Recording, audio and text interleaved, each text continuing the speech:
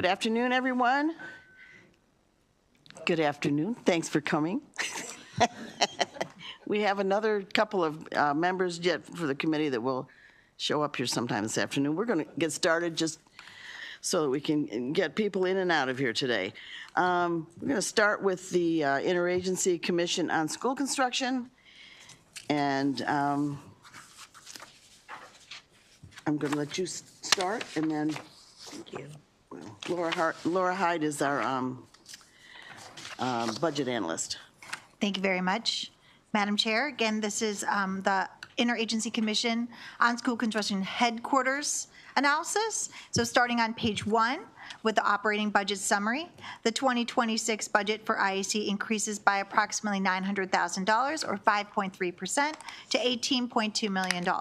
The majority of this funding, $10 million, is for the Public School Safety Grant Program, which is funded as part of IAC's operating budget. Turning to page 3, Exhibit 1 shows the fiscal 2026 overview of agency spending, which includes $10 million, as I said, for the school safety grants, $6.7 million for personnel, $1.1 million for contractual services, and approximately $400,000 for routine operating expenses. Changes in IAC's budget from fiscal 2025 to 2026 are shown on in Exhibit 2 on pages 4 and 5. At the bottom of page 5 is IAC's personnel data, which shows IAC has 44 regular positions in 2026, with 3 positions vacant, which includes a capital projects manager, a facilities assessor, and a special projects manager. Turning to the issues section on page 6, IAC is responsible for reporting requirements associated with school construction, including requirements that were updated in Chapter 32 of 2022 as part of recommendations from the work group on the assessment and funding of school facilities, which convened in calendar 2021. The first report with the new requirements was due in October 2023, and as of February 2024, IAC agreed to turn in a separate report with an update on these tasks as soon as possible, and annually thereafter on October 1st. However, even though IAC acknowledges the agreement to submit this information in a separate report, it has not been submitted. The bold language at the top of page 7 is the DLS recommendation to add budget bill language to restrict funds pending the submission of this report as required in Chapter 32. On pages 7 through 9 is Exhibit 3, which shows the status of all IAC's mandated reports. In addition to Chapter 32 reporting requirements, IAC has not submitted 6 mandated reports due in calendar 2023, 2024, and 2025. The bold language on page 9 asks IAC to comment on the reasons for these delays in submitted required reports, and DLS also recommends adding budget bill language to restrict funds pending the submission of overdue reports. The bottom of page 9 and page 10 has an update on the cloud-based library system required in Chapter 14 of 2018, which is partially in use and expected to be fully functional by the end of calendar 2025. Recommended actions for the agency start on page 11. This ends my presentation, and I'm happy to answer your questions. Good job. Thank you very much. Senator Casemeyer, do you want to come up? Thank you, Madam Chair. Bring your team here. Yes, they are. I'm Ed Casemeyer, Chair of the IAC, and with me today is our illustrious Executive Director has done a fantastic job, Alex Donahue, and our Deputy, Cassandra Viscara. I'm going to pull the mic over in front of you, Ed, so I can hear you better. I'm sorry. I want to thank Ms. Hyde for her comments. I think we can explain most of those issues to you. We appreciate the governor's allowance. I just wanted to say, which I've mentioned to the committee other times, that I'm really proud of our leadership team and our staff. Things have really changed in the last few years. Counties are really struggling meeting their match and being able to right-size their portfolio. And Alex and Cassandra, we tirelessly work with any county who's asked us for our help in figuring out how to get built what they want built. And we've used a lot of techniques to enable counties to get to a point where they can construct the buildings they feel they need. So I'm proud to be the chair, and Alex will now respond to the comments. Thank you, Mr. Chair. Good afternoon, Madam Chair and members of the subcommittee. It's very good to see you. Alex Donahue, Executive Director, and I want to thank you all for this opportunity and for your strong and continuing support for school construction in Maryland. And thanks to Laura and staff for the excellent analysis and support, too. The Commission and their staff are tasked with a significant mission to provide leadership and resources to local school districts to sustain their school facilities so that every Maryland public school student, teacher, administrator, and staff member have a safe and educationally sufficient environment in which to teach and learn. In our written testimony, we responded to the analyst questions and provided additional information that may be of interest to the members. Today, we'll respond to those and be happy to answer any questions you might have. But first, I'd like to provide a little bit more context for the IAC's operating budget and an update on the agency's work. The scope of the IAC's work is much greater than it used to be. Through the 21st Century School Facilities Act in 2018, the Built to Learn Act in 2020, and subsequent legislation, the General Assembly greatly expanded the work of the IAC in four main ways. First, it has more than doubled the annual average amount of state capital grant funds administered by the IAC to about $880 million a year, from an average of less than $400 million per year across the previous 10 years. Second, it increased the number of statutorily mandated on-site facilities assessments from about 150 per year to 500 per year. Third, it greatly expanded the amount of technical assistance the IAC provides to local school districts ongoingly around their facilities portfolio management activities. And fourth, it required that the IAC replace its antiquated legacy information systems with modern cloud-based systems that permit far more efficient transactional services and more transparent management of state funds, among other benefits. Procuring, configuring, and implementing these online systems have required hundreds of hours of staff, time, and effort, and that is not yet complete, but getting close. IAC staff have done all these things at a total operational cost equal to about 1% of our capital grant budget, a fraction of the 5 to 12% overhead rate typically associated with grant management work in either the public or philanthropic sectors.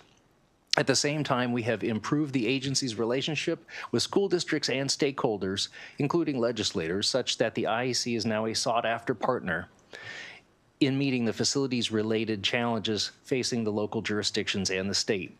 But this massive and successful expansion of the IAC's responsibilities over the past 7 years is but a precursor to the heavy lift that will be coming and required of the IAC in the coming years.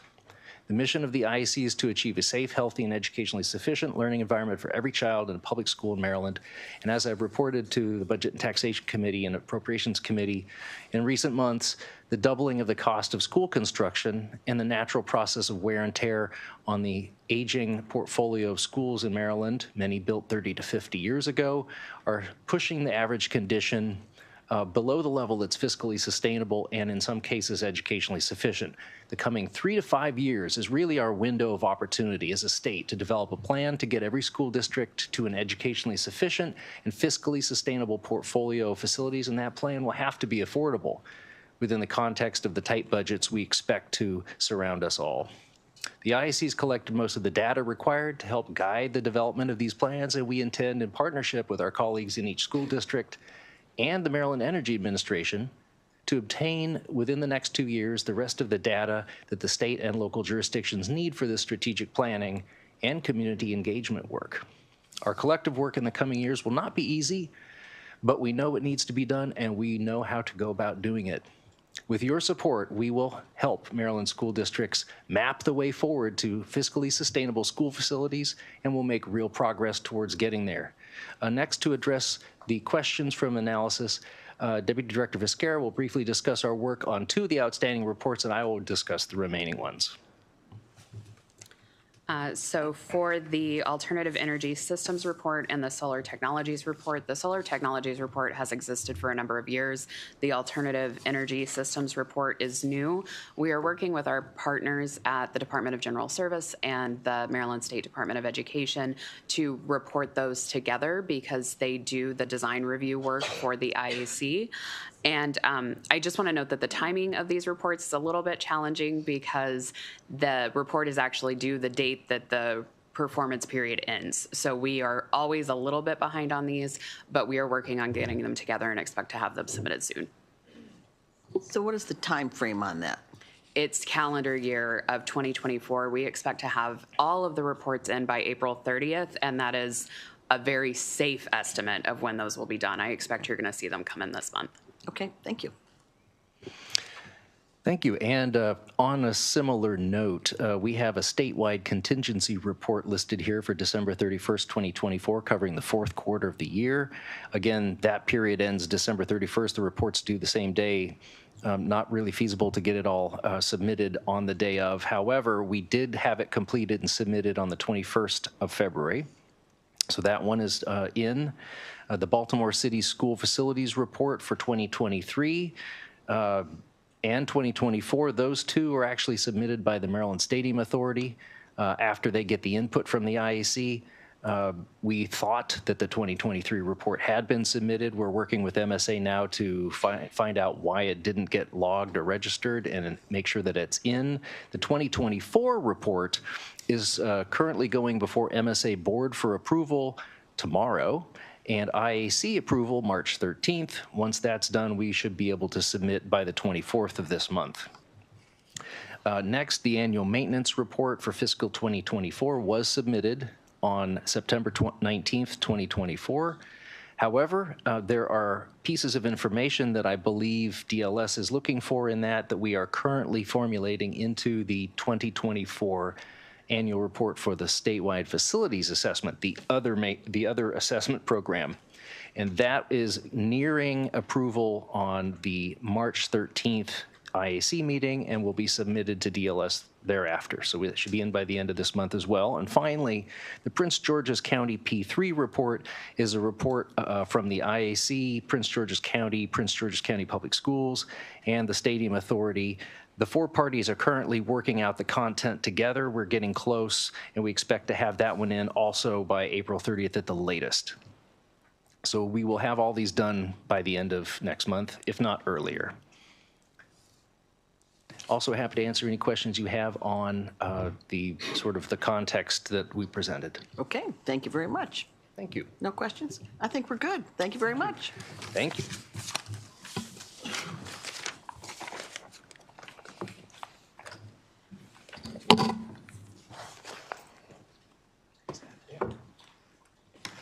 Next, we'll go to the Department of Information Technology. Yashadara Rai is the budget analyst, and Secretary Katie Savage.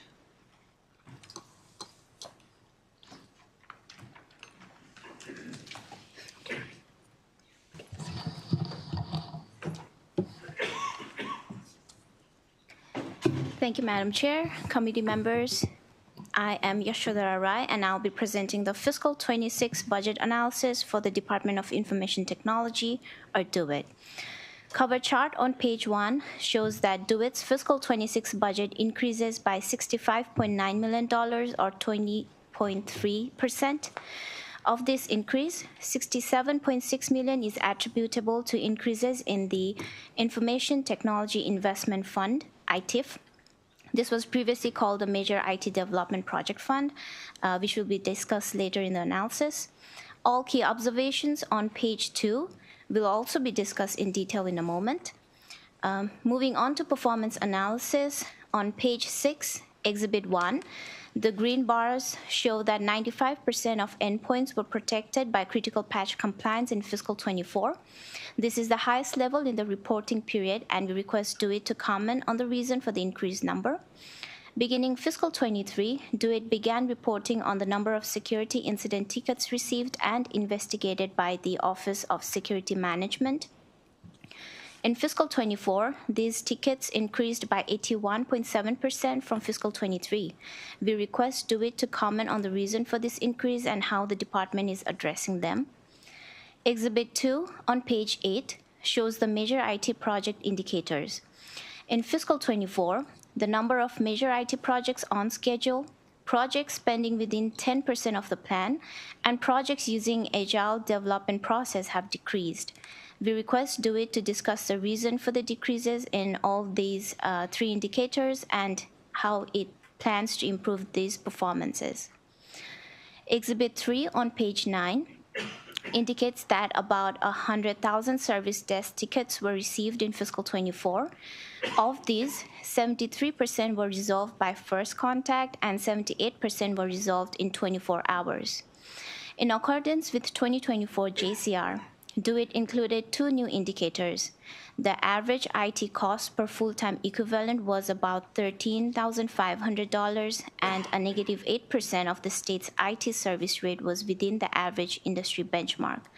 We request DeWitt to brief on the benchmark for both these performance indicators and how the department plans to reach them. One cost containment action approved by BPW on July 17, 2024 appears on page 10. This action reduced the department's fiscal '25 general fund appropriation in ITIF by $15.6 million and is shown in Exhibit 4. The entire fiscal '25 appropriation was reduced for 17 projects except one. The bottom of page 11 notes that fiscal '26 budget includes one proposed deficiency of $1.7 million in general funds to support the State Board of Elections' new campaign reporting information system major IT project. The proposed deficiency amount is $193,000 higher than SB's estimated requirement. DLS recommends reducing this higher amount in general funds. Exhibit 5 on page 12 shows an overview of the fiscal '26 allowance. ITIF accounts for 37% of the total allowance. Exhibit 6 on page 13 shows fiscal '26 allowance split by agency and objects. 84.5% of the fiscal '26 allowance accounts for contracts related to ITIF operations and cybersecurity. Personnel accounts for 10.8% of the total allowance. Exhibit 7 on page 14 presents fiscal '26 allowance by fund sources. 37% of funding is for ITIF, split into 33.4% in general funds and 3.6% in special funds. The remaining 63% supports the department's operations. Exhibit 8 on page 15 and 16 highlights the proposed budget changes. About $53 million of the total budget change is accountable to the funding in IT for major IT projects. Another $15 million is attributable to the new expedited project category after accounting for the contingent reduction of $13.8 million. Chapter 497 created and defines expedited project as an IT project that is not a major IT project but receives money from ITIF to support modernization projects. Page 17 notes that the fiscal '26 allowance includes a total of $28.8 million for expedited projects. This is 18.2% of the total ITIF appropriation, which is lesser than the mandated level of 20%.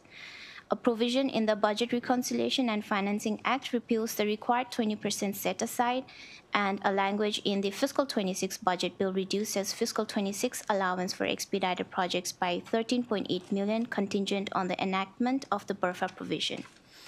DLS recommends deleting the fiscal '26 budgeted amount of $28.8 million general funds for expedited projects and striking the language that makes a reduction contingent on the provision as a technical amendment.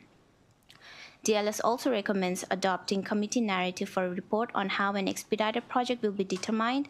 This action will delay funding for expedited projects until clearly defined criteria have been established. Exhibit 9 on page 19 shows fund transactions for ITIF from fiscal '23 through '26. DLS shows a balance of the outstanding obligations in each year. However, the governor's fiscal 26 budget books assume that IT fund balance at the end of fiscal 25 will be about 17,000 and the fund balance at the end of fiscal 26 will be zero. We request DOE to comment on the actual timing of the expenditures of these fund balances. Exhibit 10 on page 21 shows that the state general fund support for major IT projects has more than doubled in fiscal 26. This is related to a higher general fund appropriation for 3 major IT projects under the Comptroller's Office, which account for 53% of the total IT appropriation in fiscal 26. Appendix 2, starting in page 32, lists all the 58 major IT projects receiving funding from ITIF in fiscal 26. These include 5 new projects with 3 Department of Human Services projects receiving ITIF funds only in fiscal 26.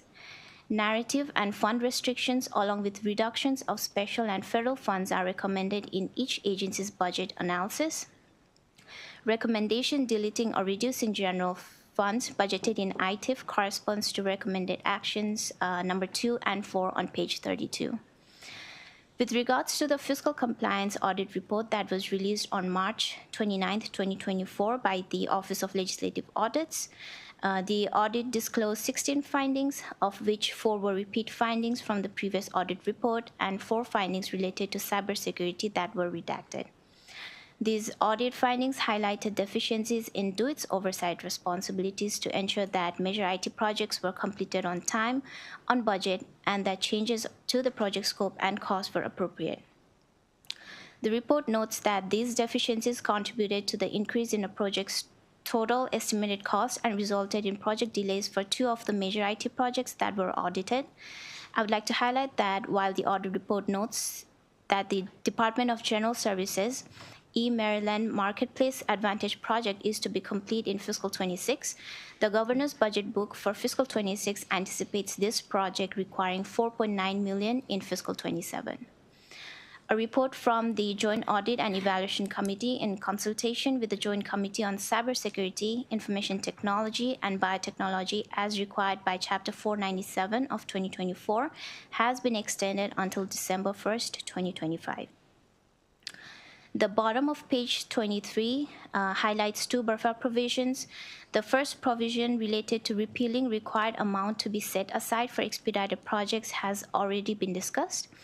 The second provision transfers the $63.5 million in the dedicated purpose account for cybersecurity-related activities to general fund. After this transfer, no funds will remain in DPA for cybersecurity. Pages 24 through 26 discuss personnel data. The fiscal 26 allowance provides with 19 new regular positions and 4 new contractual FTEs. Exhibit 11 on page 25 lists the new positions added in fiscal 26. The State Chief Privacy Officer under Security Program is a transfer position, while the remaining 18 positions were initially resourced through vendors and are being brought in-house. Exhibit 12 on page 26 notes that as of December 31st, 2024, there were 39 vacant positions. Of these, 19 are new positions, 2 positions have been vacant for more than a year, and the remaining have been vacant for less than a year. DLS recommends deleting 2 regular positions that have been vacant for more than a year for a reduction of about $211,000 in special funds. We also request DOE to brief on high vacancy rates and discuss staffing strategies to fill these vacant positions. Moving on to issues, pages 27 to 30 discusses cybersecurity. Chapter 243 of 2022 established an independent modernized Maryland Oversight Commission that requires the Commission to provide recommendations for IT strategy and cybersecurity improvement. As of writing this analysis, the report was not made available and request DOE to provide an update on this report. In accordance with Chapter 244 of 2022, the OSM submitted an annual report highlighting different programs that the office administers. In the report, OSM highlights that the office has begun evaluating the integration of AI-enabled cybersecurity solutions and AI risk mitigation into OSM security solutions and services. The fiscal 26 allowance includes $60.3 million in general funds for the security program. Exhibit 13 on page 29 shows the cybersecurity-related funding in the state agency budget, excluding amounts budgeted in the DPA, Maryland Department of Labor, and higher education institutions. Committee narrative in the 2024 JCR requested that DOIT submit a report on a timeline planned for completing certain cybersecurity and data security actions. DOIT expects to complete all these activities by July 2025. As required by Chapter 242, DOIT reported that a thorough cyber maturity assessment of all the executive branch agencies was conducted in calendar 2022 through 2023. The report noted 10 high-impact remediation actions. DOIT reports that the estimated cost for implementing these remediations is about $22.7 million and includes using software procured to support statewide cybersecurity and IT processes to implement these remediations. The fiscal compliance audit noted that certain Network Maryland contracts were used for certain cybersecurity remediation services that were not within the Network Maryland contract scope, and we request DOIT to brief on how the department's proposed use of software procured to support statewide cybersecurity aligns with the implementation of needed remediation scope. The second issue on pages 30 and 31 focuses on AI.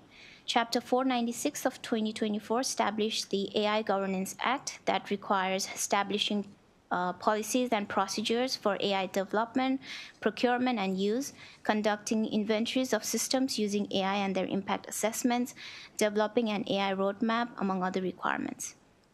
An interim guideline on responsible use of generative AI tools was published effective March 9, 2024. These guidelines focus on AI principles and also list examples of do's and don'ts in multiple scenarios. Similarly, the state's AI enablement strategy and AI study roadmap has been published. We request DOIT to brief on the department's preliminary efforts to measure the value and success factors of these AI-related activities. I also want to highlight that a committee narrative in the 2024 JCR requested a report on the potential use of AI in creating a statewide virtual 311 portal to provide non-emergency government information and services. Due to delays in the procurement process, an extension was requested and granted until March 1st, 2025. Pages 32 through 35 list the DLS's recommended action. The three actions that have not been mentioned throughout this presentation are recommendation number 6 on page 33. This is a standard language that restricts administrative fund for an agency with 4 or more repeat audit findings unless corrective actions to address all repeat audit findings are taken. Recommendation number 8 deletes general fund in the radio program as a technical correction, as this program is funded through reimbursable funds. Recommendation number 10 adds a back of the bill section that reduces operating cost allocation of the 700 megahertz radio system to better align with recent actual expenditures.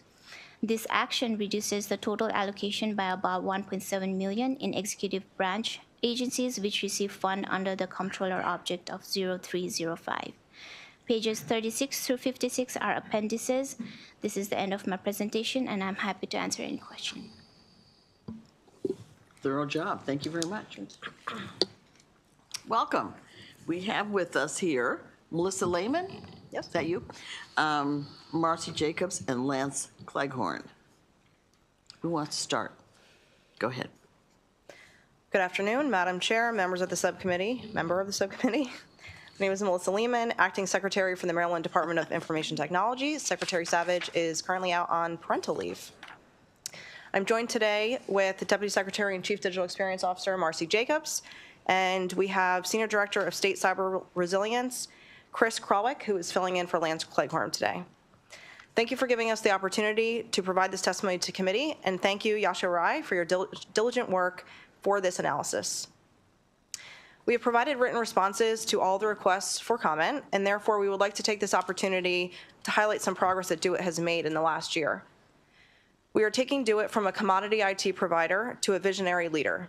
In addition to growth of our digital experience team, creation of the state's first artificial intelligence roadmap, and continuing to mature cybersecurity, We have made incredible strides in IT infrastructure, data governance, and centralized platform services.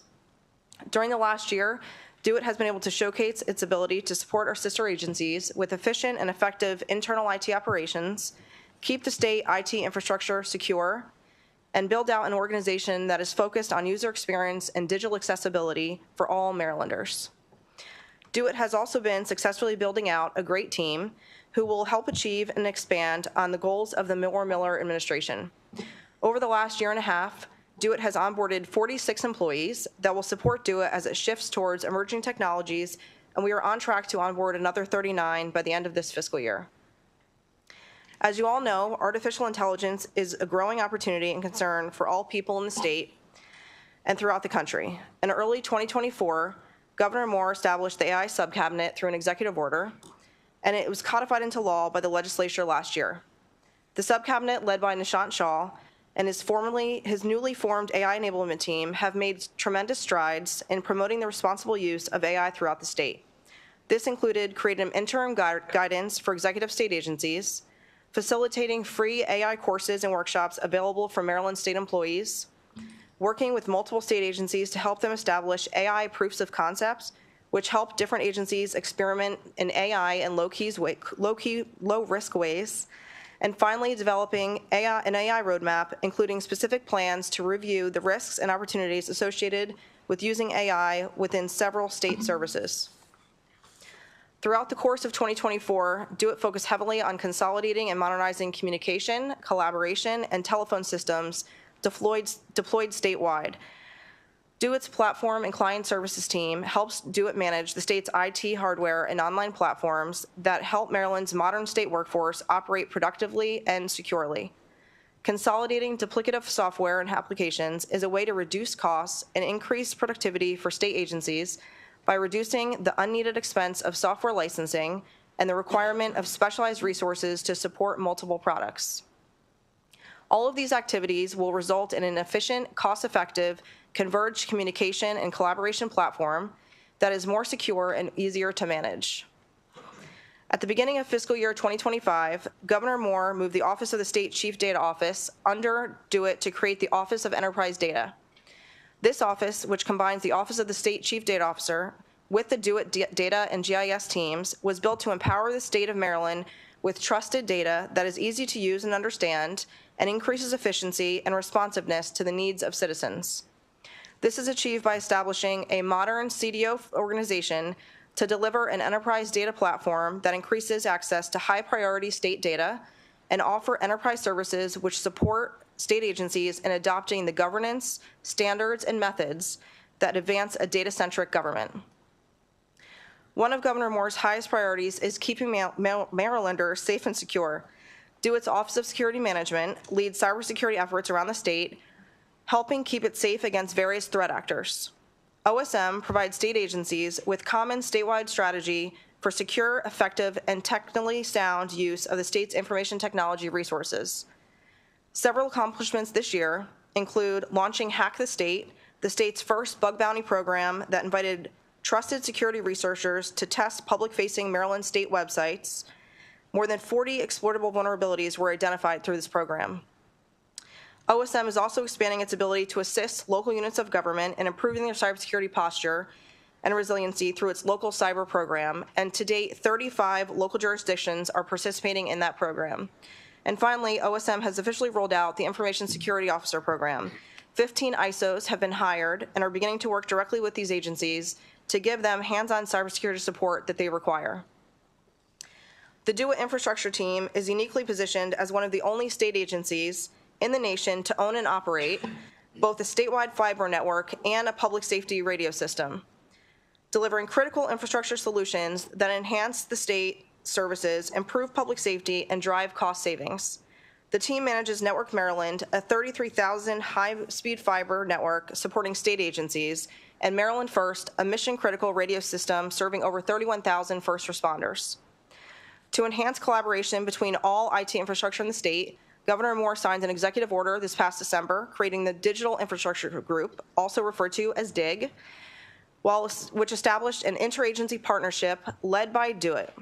DIG will enhance collaboration among Maryland, state, and county entities to streamline the coordinated development of broadband infrastructure and eliminate silos and redundancies. It will also increase internet coverage, boost state revenue, eliminate financial inefficiencies, and bridge the digital divide across the state.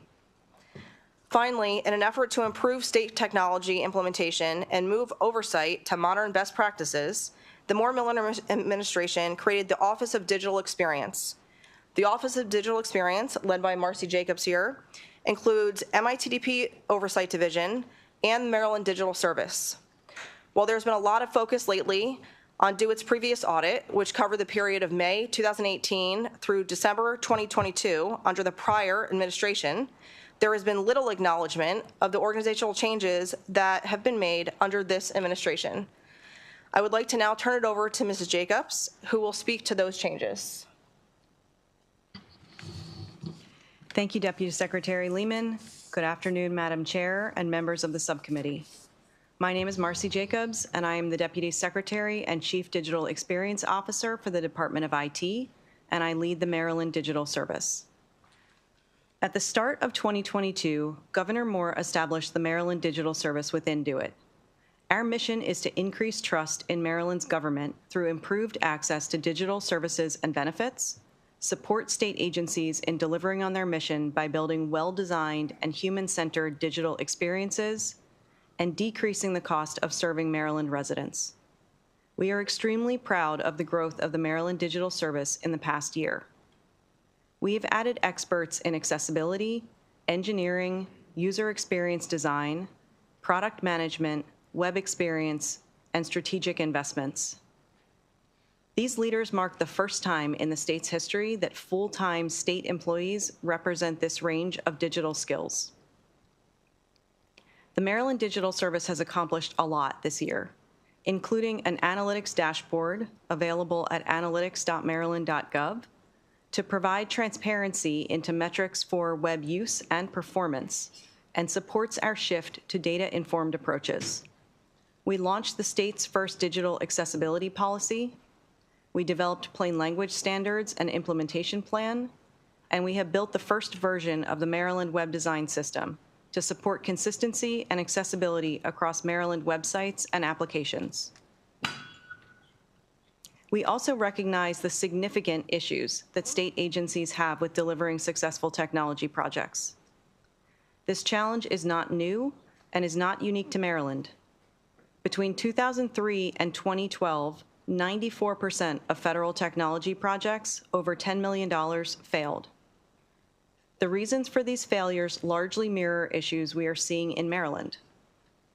Technology-centric approaches that focus on delivering a system rather than solving service delivery problems.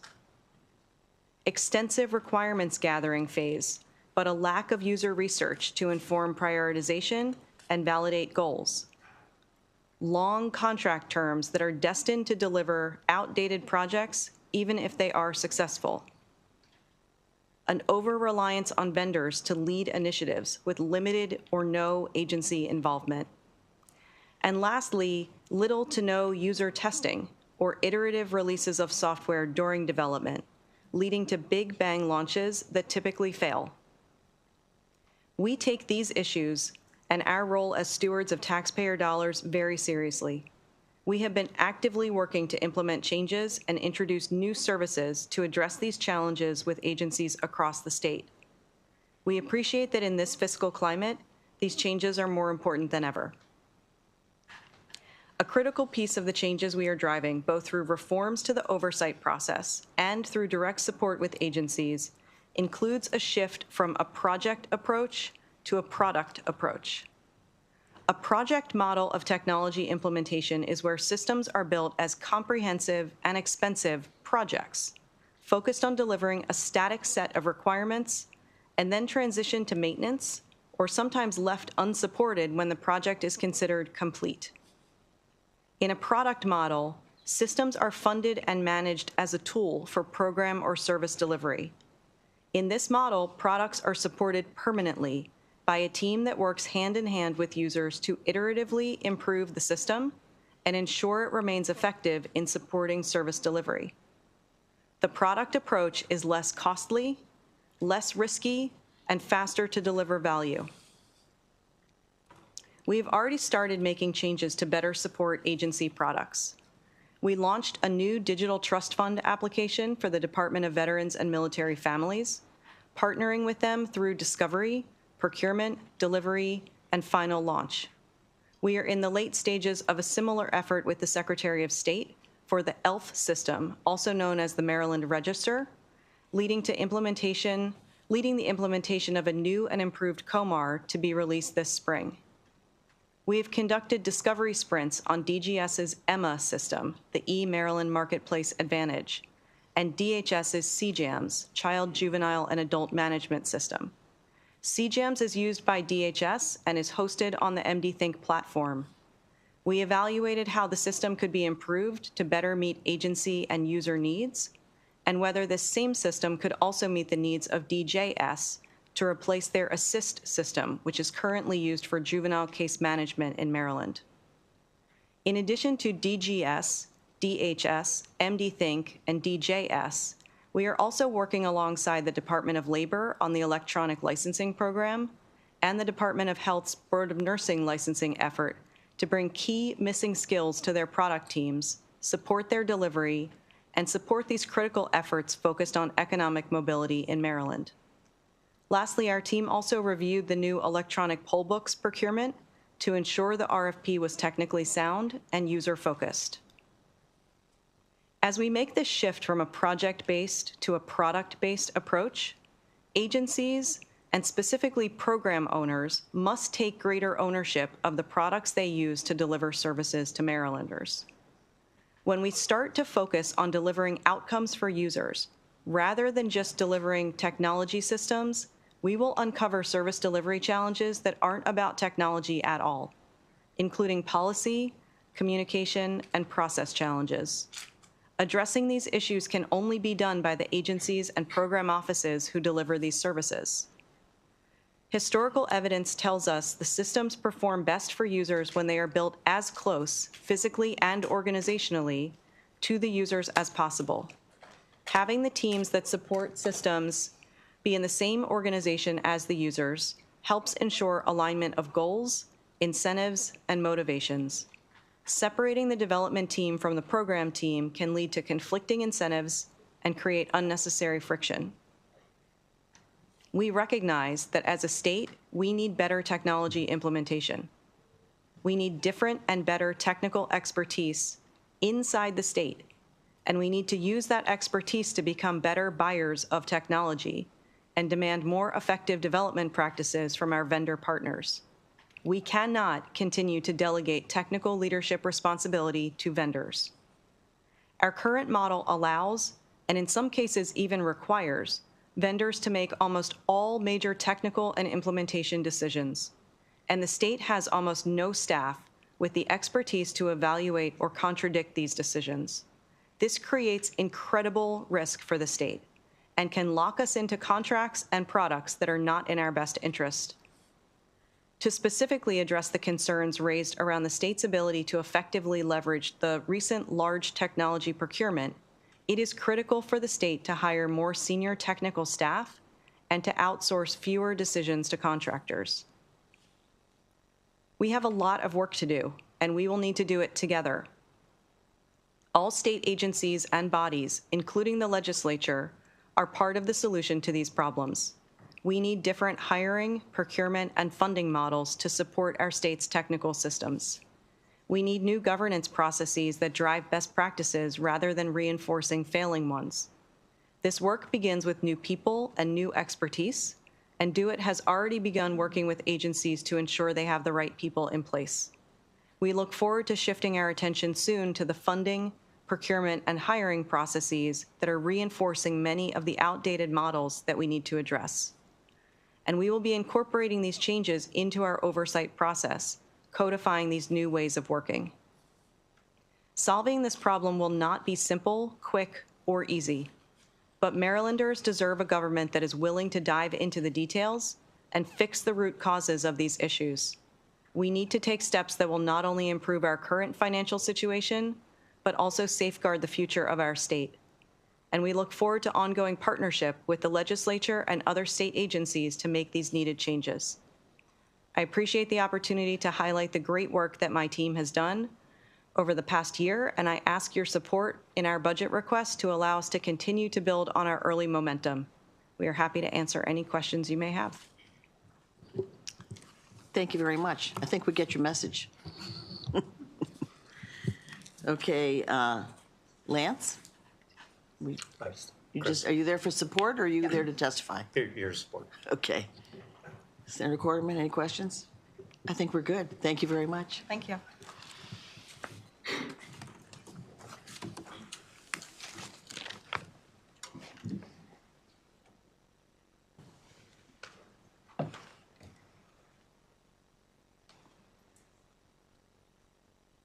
Next, we're going to go to the MSDE funding for educational organizations.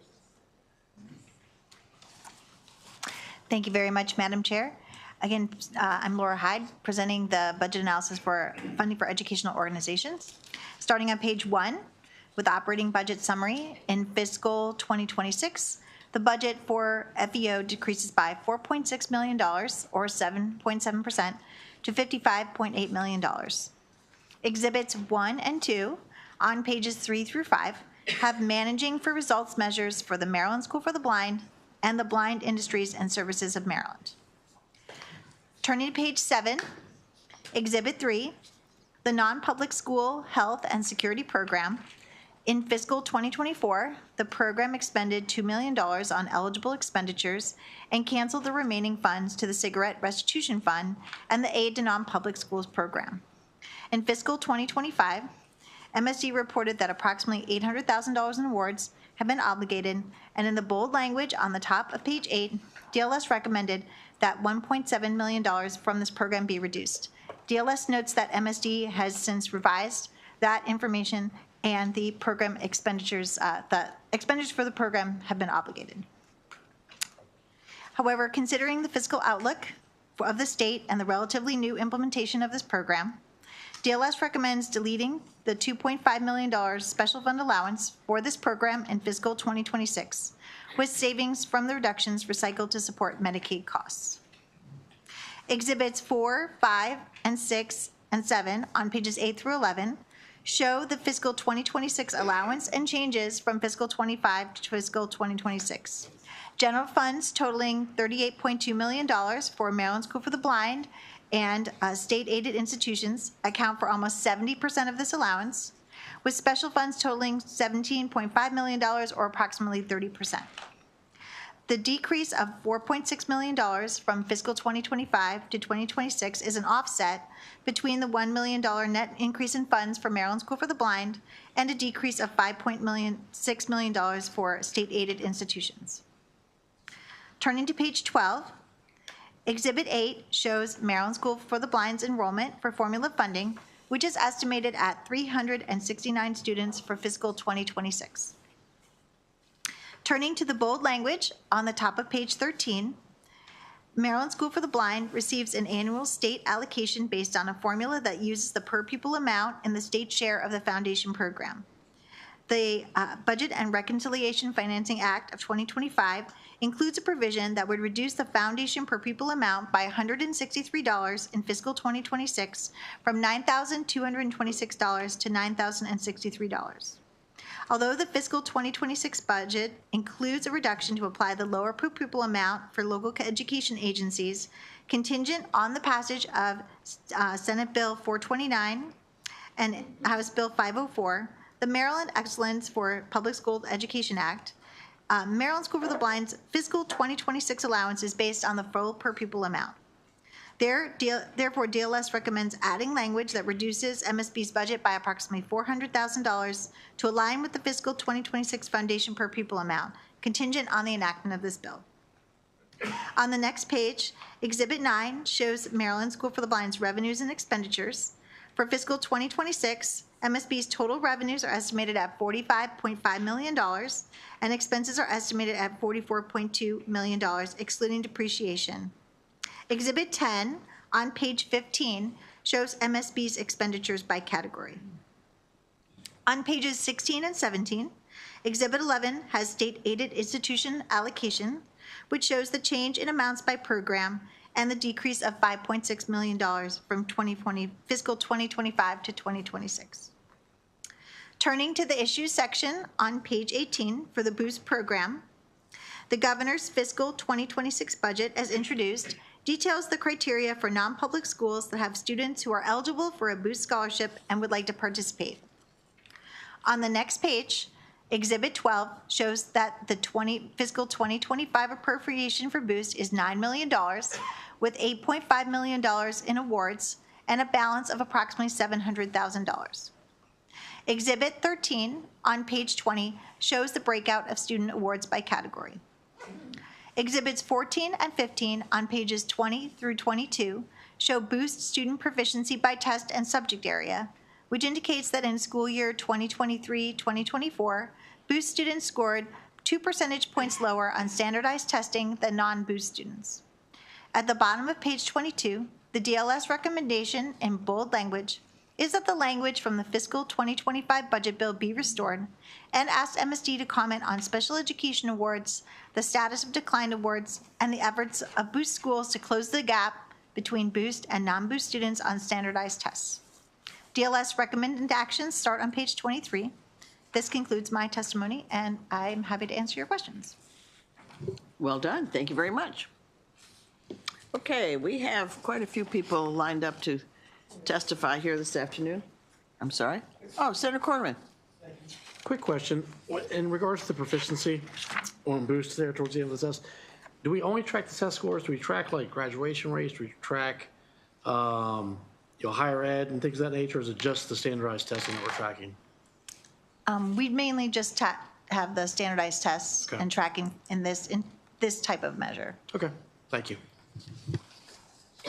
Okay, we'll start with Sarah Mickey, Era Shishmanian, Bizwahe Kelke, am I close?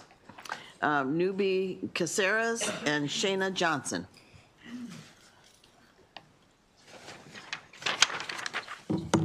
Oh, you know what? We have to listen to the agency Yeah, first. that's what I was thinking. Okay. Who do we have? Is the superintendent here? I'm sorry. Okay. Who is here representing Dr. Wright? Hi. Okay, come on up. I'm the last to hear about things, you know. Good afternoon, Madam Chair. Good afternoon. Welcome. Committee members, thank you, thank you. My name is Krishna Tallur, Deputy Superintendent for Finance and Operations. Dr. Wright sends her regrets for not being able to be here due to illness. She looks forward for the continued collaboration with our partners at General Assembly. With me today, Alex Reyes, Chief of Staff, and Ms. Dara Gunning, Assistant Superintendent for Office of Finance. I want to take a moment to say thank you for your hard work and your Can I commitment. stop you a second? Can you speak into that microphone so that it comes out loud? Yeah. I'm sorry. Thank you. Is this good? Yep, that's All right. better. I want to take a moment to thank you and the committee for your work and your commitment to the education partners in the state, and to thank Ms. Laura Height for her continued collaboration and excellent analysis as always. I'd like to take this time on behalf of MSDE to thank all our education partners, all school communities, public, private, and all teachers, parents, guardians, students, caregivers, and families. Representatives from Maryland School of Blind are here to respond to their part of the analysis separately. Department's detailed response for the analysis has been submitted, and we will provide a summary today. Regarding the non-public school health and security program grant, based on the awards allocated to date, Department of Legislative Services, DLS, recommends reducing $1.7 million in special funds for this program in fiscal 25. As Ms. Hyde noted, we have provided additional information that the fund has been obligated. An analysis also recommended eliminated the Segregation Fund Special Fund appropriation to non-public school health and security program, so the savings can be recycled to fund Medicaid, reducing general fund spending on that program. MSDE supports governor's budget. Regarding the Boost program, broadening options and opportunities for students today, scholarship program provides scholarship awards for some students who are eligible for the free or reduced school meal programs to attend participating non-public school. The application for 2025-2026 school year will open in March of 2025. And MSDE will conduct sessions for non-public schools, families, and applicants. MSDE has diligently worked to streamline this process and provide improved customer service. MSDE was asked to comment on the following. Boost Special Education. Boost program offered Special Education Award equal to student's base award to every qualifying student. Some special education students did not receive the full special education award because non-public school provided the financial aid package that reduced the Boost scholarship. In an attempt to meet the $700,000 directive, Boost Board decided in November to award all special education students an additional $250 per student. 15% of special education Boost students could not receive the additional $250 award because their tuition was already 100% covered. Boost award declines. Boost students did decline the award. A total of 452 students declined the award. Amongst them, 89 renewals and 363 new applicants. Boost schools. Can I stop you 1 second? Sure. And what was their reason for declining the award? Good afternoon.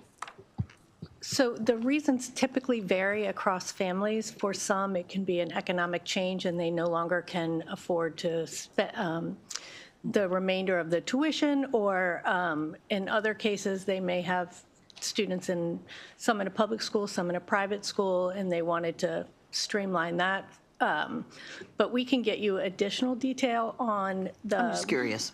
on the reasons. There's information in the JCR report about that as well, but Okay. we can pull that out for you. Okay, thank you. Thank you, Donna. Next, MSDE was asked to comment on Boost schools closing the achievement gap between Boost and non-Boost students. Boost schools are not required to report on how they're closing the gap in Boost students versus non-Boost student performance. As such, MSDE does not collect this data. MSDE concurs with the DLS recommendation on the language proposed to submit a report related to the Boost programs. I'm sorry. I'm good. Okay. MSDE concurs with the DLS recommendation on the language proposed to submit a report related to the Boost program. With that, we conclude our testimony, and we are ready for questions.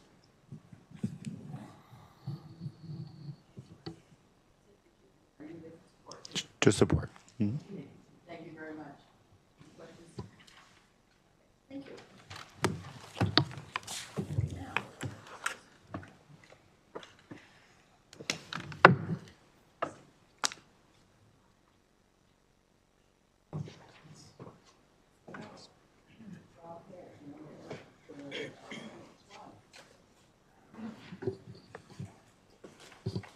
I don't know why your name's not on my list, but I'd love to see you anyway, so. Thank you, Senator King. Chair King, Ms. Hyde, thank you for your analysis. I'm Rob Hare, the superintendent at the Maryland School for the Blind.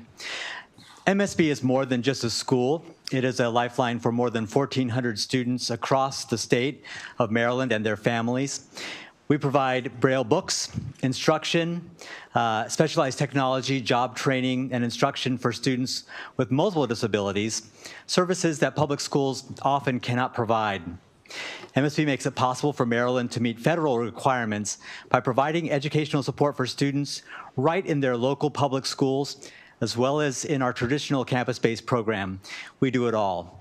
Without MSB, many students would be forced to be placed in out-of-state programs, separating them from their families. Over the last 7 years since I became superintendent, with your help, we have overcome significant financial challenges. MSB cleaned up our house by terminating pension plans, consolidating debt, other financial challenges. But most of all, you've helped us by increasing state funding, helping us achieve wage parity, our pay plan, especially improving the lives of our lowest paid staff, and helping us to recruit highly qualified teachers.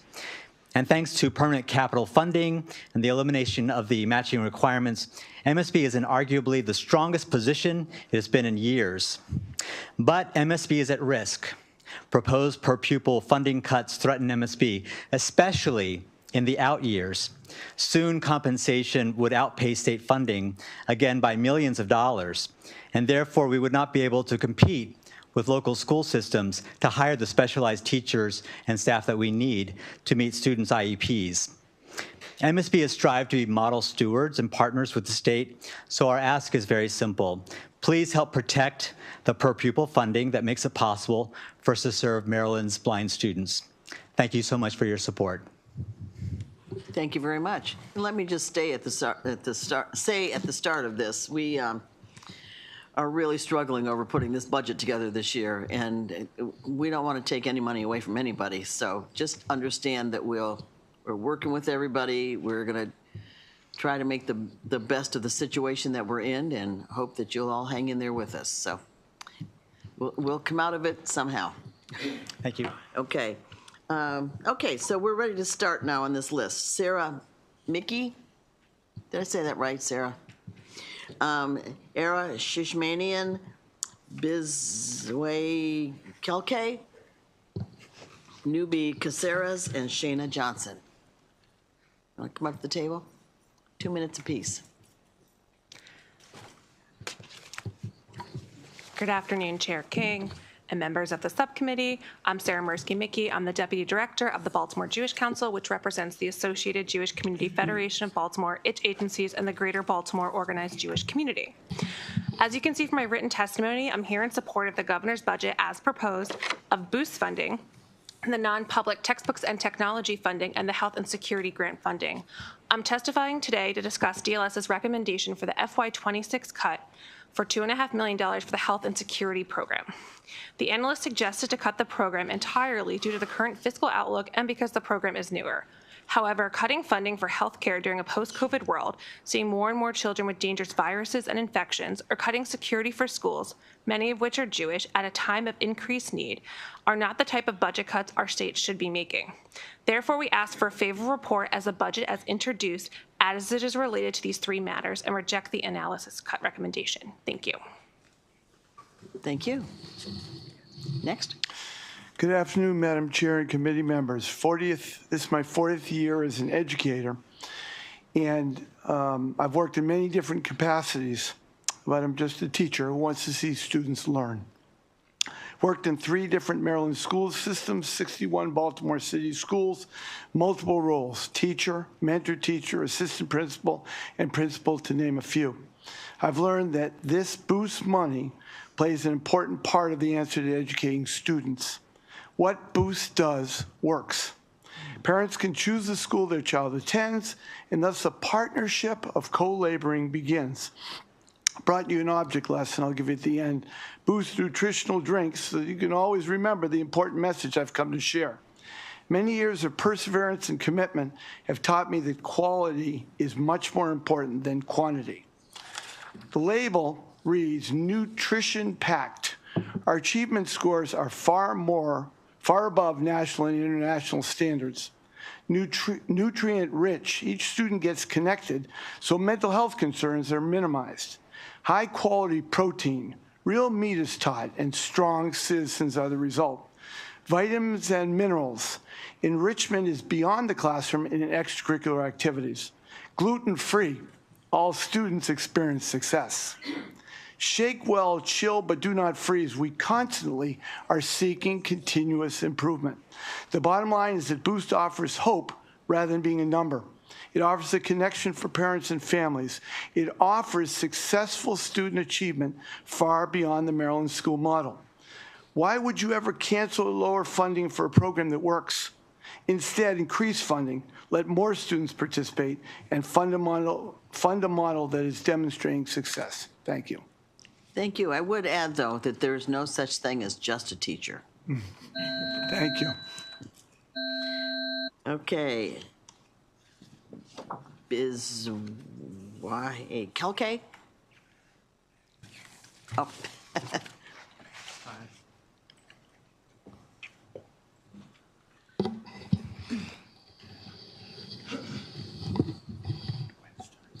Good afternoon. My name is Surafal Damisi, and me and my wife have 4 beautiful kids. Before the pandemic, we used to run our own business, and everything was okay until the Can I stop you pandemic. just 1 second? Are you Kelkay? Actually, it's me and my wife. Oh, okay. Yes. All right. So I'm sorry, I had to Okay, mention that. just trying to. I didn't know I was. Yes. Okay, go ahead. Thank you.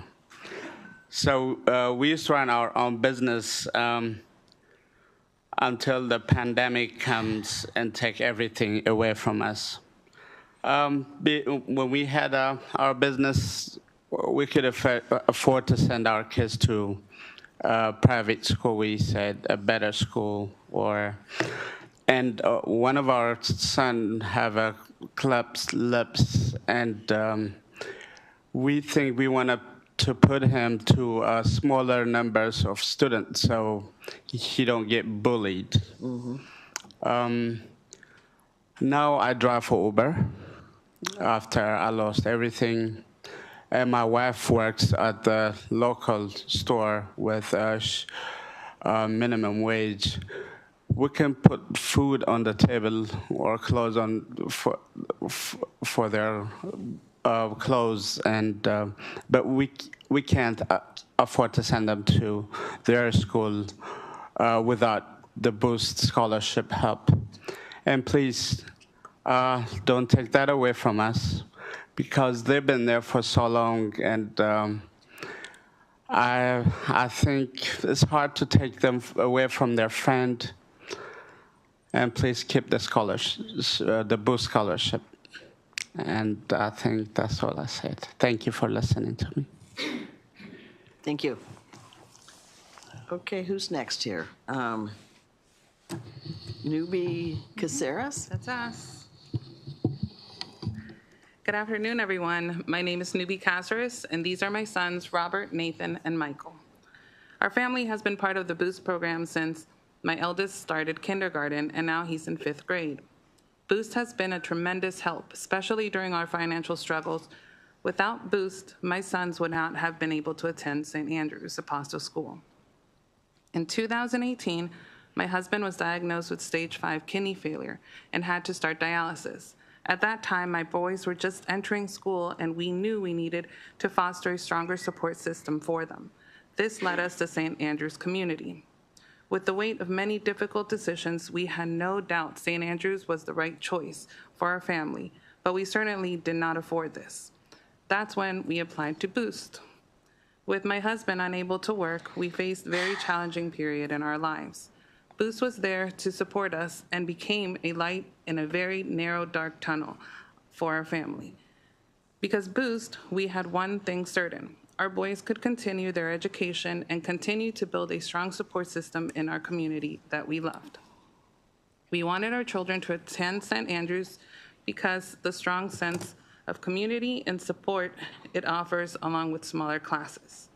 As my husband continued his dialysis treatments, we continue to apply to Boost every year to secure a better future for our children. We are so thankful for the tremendous help Boost has offered our family, and we are hopeful that it will continue to support other families like ours that need that light at the end of the tunnel. We appreciate your continued support for Boost, and we are thankful for your help. Thank you. Good job. Thank you. Okay, Shayna Johnson?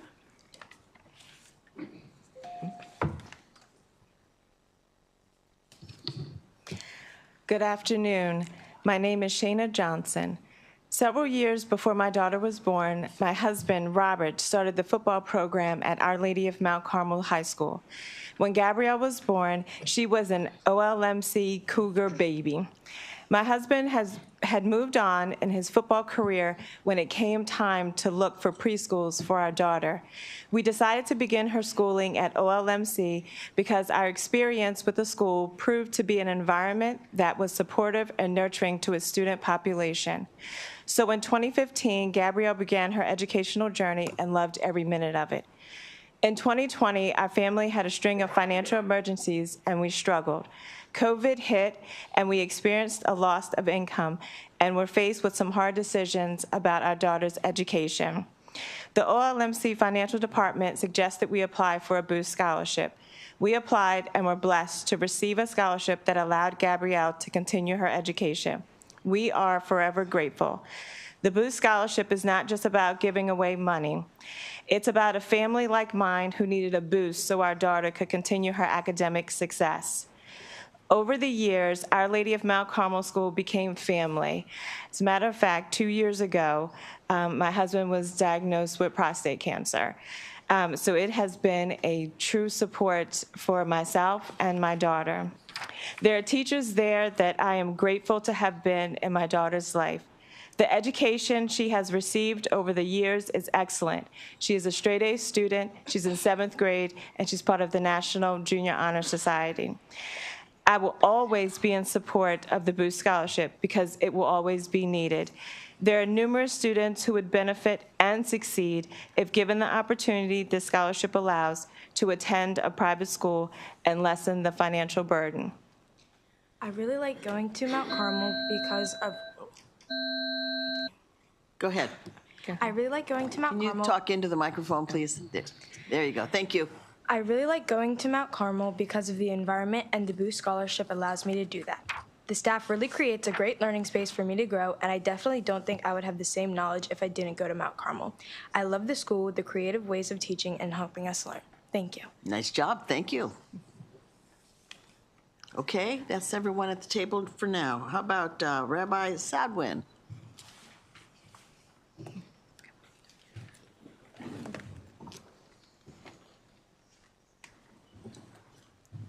Claudia Rivera, Andrea Loga, and Michael Rubin.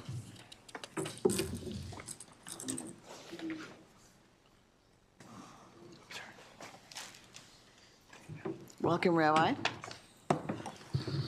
Good afternoon, Madam Chair. Haven't seen you much this year. Yeah, we got to change that. Good afternoon, Madam Chair, Senator, Ms. Hyde. I'm going to take the 20-second route. Thank you for everything over all the years of these programs. Thank you to MSTE for their support and for their testimony to restore the full funding for the health and safety program, in addition to the $9 million for Boost. These programs, as you've heard, and as you will continue to hear, are so vital at this time and always, and we request their full funding. Thank you.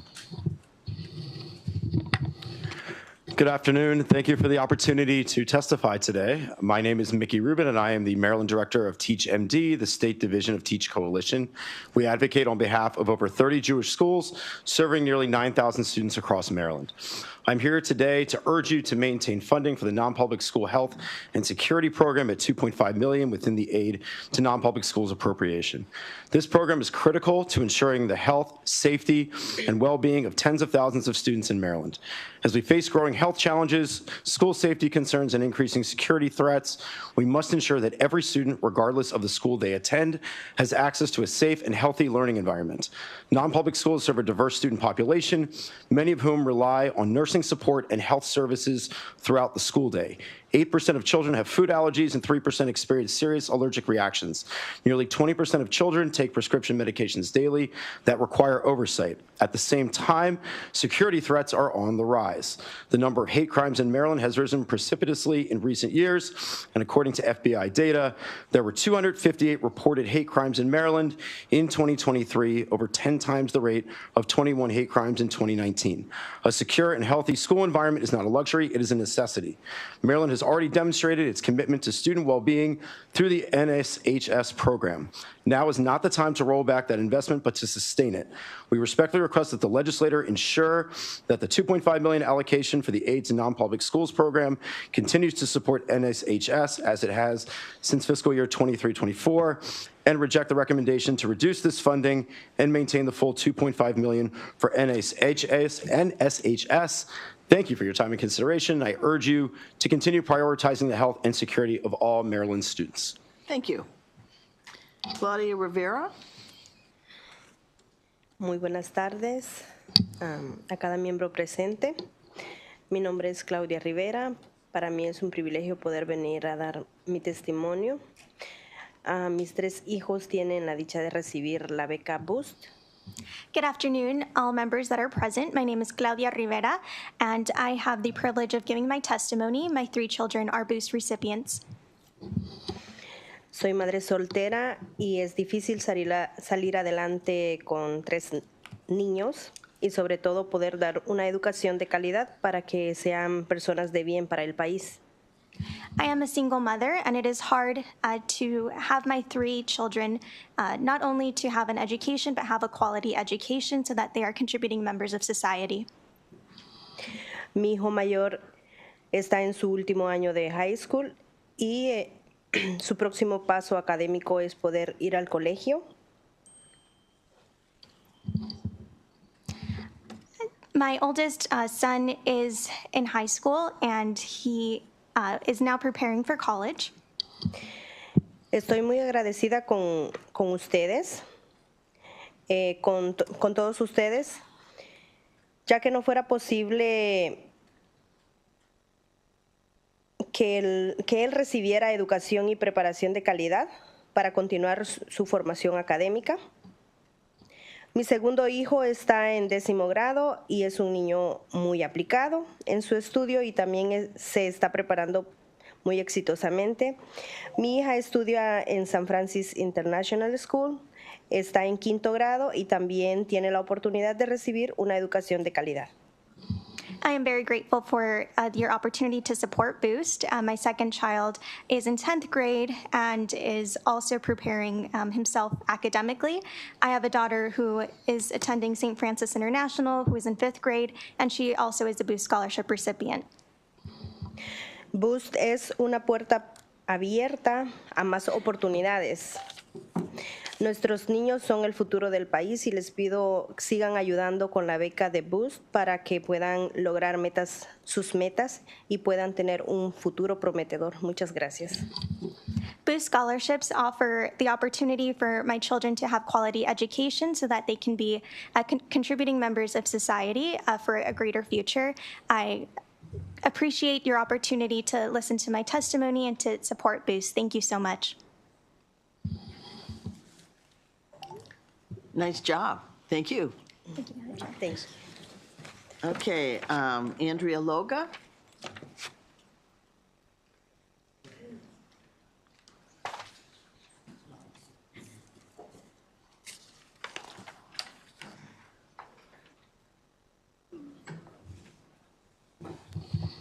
Good afternoon, everyone. I guess the name was changed. My name is Maria Basi. I'm from Africa. So we got here about 8 years ago because of torture. When I took my kids to their previous school they were attending, there was a whole lot of bullying. My kids would cry and say, "Mommy, I don't want to go to school anymore." And that gives me a very big kind of pain to see that my kids are not willing to go back to school because of the torture or because of the bully that they were going through in their previous school. I'm a single mom, and then somebody told me that I can actually apply into Boost and then maybe be given a consideration. Happily enough, when I applied to Boost, my kids were offered Boost scholarship, all 4 of them. Right now, they are doing extremely well in private school where they are actually going right now. They have security. There's this hope of achievement to become a better person in society, to give back from what Boost has given them. Now, it's often said that it takes a village to raise a child. The school which they are right now, because of the help of Boost, now the village is the teacher, the principal, they all gather together to help me as a single mom. So please, I beg of you, if you take this Boost away, my kids will not be happy. I will go back to my frustrated life. Please, I beg of you to see reasons for my kids to remain in this school that has given them so much hope, better quality of education, security, life, and sense of belonging. Now, when they go to school, they're always happy to go back to school, unlike before that they always cry because they were bullied. Imagine a child of 8 years old being locked in a room, being tortured by the teacher because she's from Africa. But in their current school, there is this sense of belonging. They are being loved, being cared for by the teachers and their co-students. And now there's this hope for them to go back to school every day. So I beg of you, Please do not take this boost away from us. Consider me as a single mom raising 4 adorable kids to bring a better person in the society. Please help me, I beg of you. Thank you. Thank you. Good job. Okay, Garrett O'Day, Matthew Maines, Robert Hare. Robert Hare already spoke. Michael Mercier.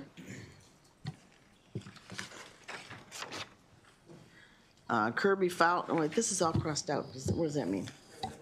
They're all written. Okay, we're good. Is there anybody else on this agency that needs to testify? If so, come on up. Okay, go ahead. Welcome. Thank you, Madam Chair. Nice to see you, and member of the subcommittee for today. Garrett O'Day here with the Maryland Catholic Conference. Just for the record, just want to make a couple of points substantively about the budget and agreements with the allocations for Boost and the school health and safety and the textbook program. I can't say anything more than those parents. That's amazing. Just wanted to clarify, though, I think there were a little bit over maybe 2,100 folks who were income eligible that were denied Boost scholarships. So just to clarify, the advisory board does tend to reserve some money back. That usually gets carried over from year to year. Just want to explain that there are a lot of folks who got denied, and there's a lot of scholarship money that could have been allocated to them. So maybe right for some language to be included requiring expenditure of the money for scholarships for the purposes provided for. With the school and health and safety program, that's been in there a few years. The money is lumped in with the textbook program this year. You'll see that. And so just the language needs to be added back in that was akin to the governor's second supplemental budget from last year. There appears to be what was a misunderstanding with 1.7 million unspent, and it's actually obligated, is my understanding, and that schools do have been promised that money. And in fact, for FY25, of course, in fact, they have until June 30th in order to submit for reimbursement on that money. We really ask that the committee would separate out that language and continue to provide the health and safety program for all the, on our part, Catholic, and as well as our brothers and sisters in the Jewish, Muslim schools and other Christian schools and other non-denominational or faith-based non-public schools that take part in that program. Lastly, I also support the suggestion by Senator King that Rabbi Sadwin be around more often, as Annapolis is, of course, a better place when he's down here. So. Much better, absolutely. Yes, sir. Good afternoon. I have a written statement here, but I'll make it more brief. Director of Development of the Torah School of Greater Washington. We're a Jewish day school in Silver Spring, Maryland. And over the past couple of years, we've had increased budget challenges with security. We've had a demand for a full-time security guard on campus due to all post-October 7th, which is very real to us. And also to provide health services to our students is essential, as you all know and have shown in the past by supporting this bill for NSHS. And with the growing challenge, we're kind of burned at both sides of the candlestick. You know, we have security needs as well as the health needs. And to take this away would be a blow to us. We receive about a little under $20,000 a year. And as head of fundraising as well, to raise $20,000 extra a year is not easy. And as well as our parents, our average income for our parents that receive tuition assistance is $125,000 a year for a family. And so the pressures are real, and to receive something that comes out like this that says it's going to eat away at our ability to provide security for our students as well as the health needs of our students would be a big blow to our population. And consideration of continuing the funding of this bill is greatly appreciated. And thank you for everything that you all do on behalf of our constituents. Thank you very much. Okay, we will be moving on now to the Department of Commerce.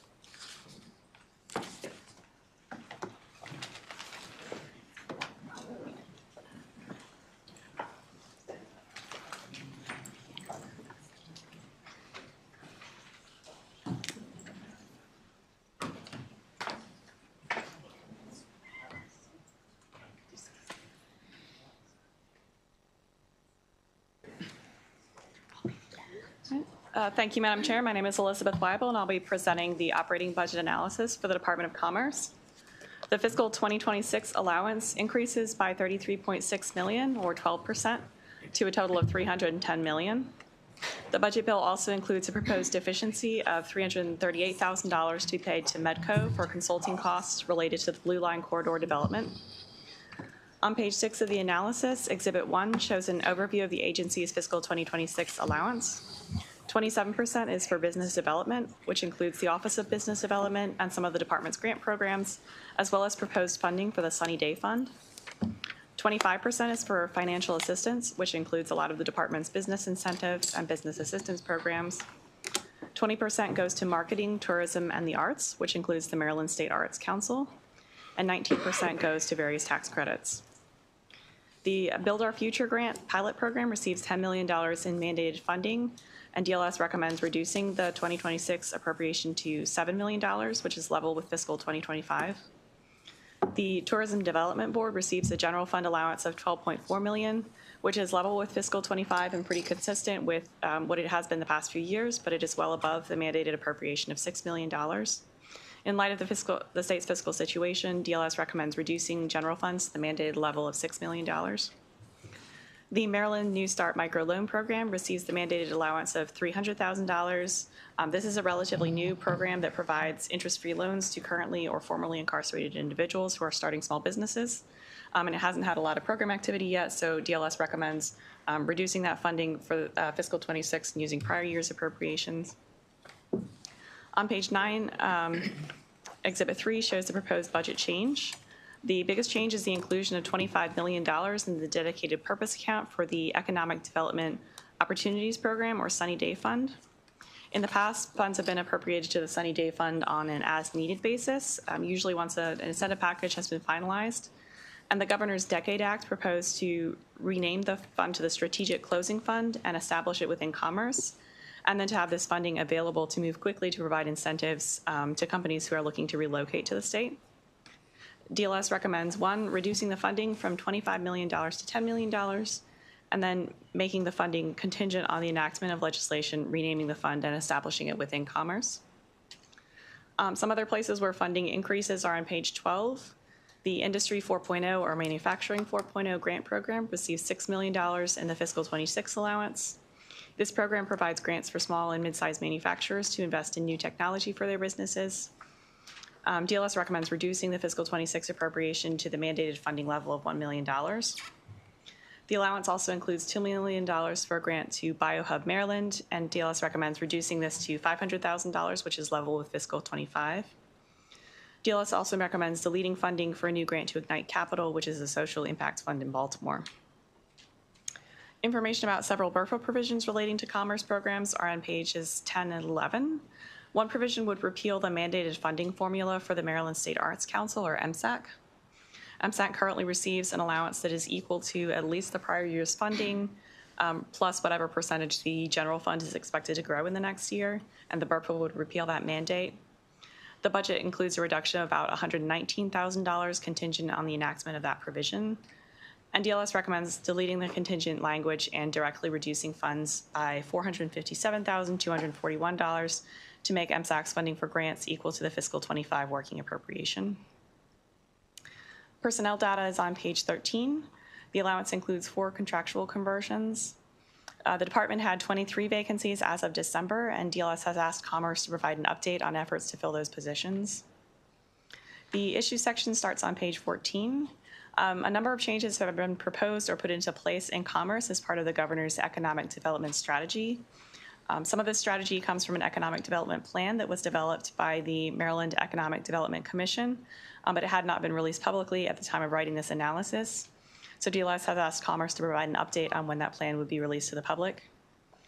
There was also a report released recently by the Maryland Economic Council that, among other things, said the state really needs a more integrated economic development strategy and better coordination among economic development agencies.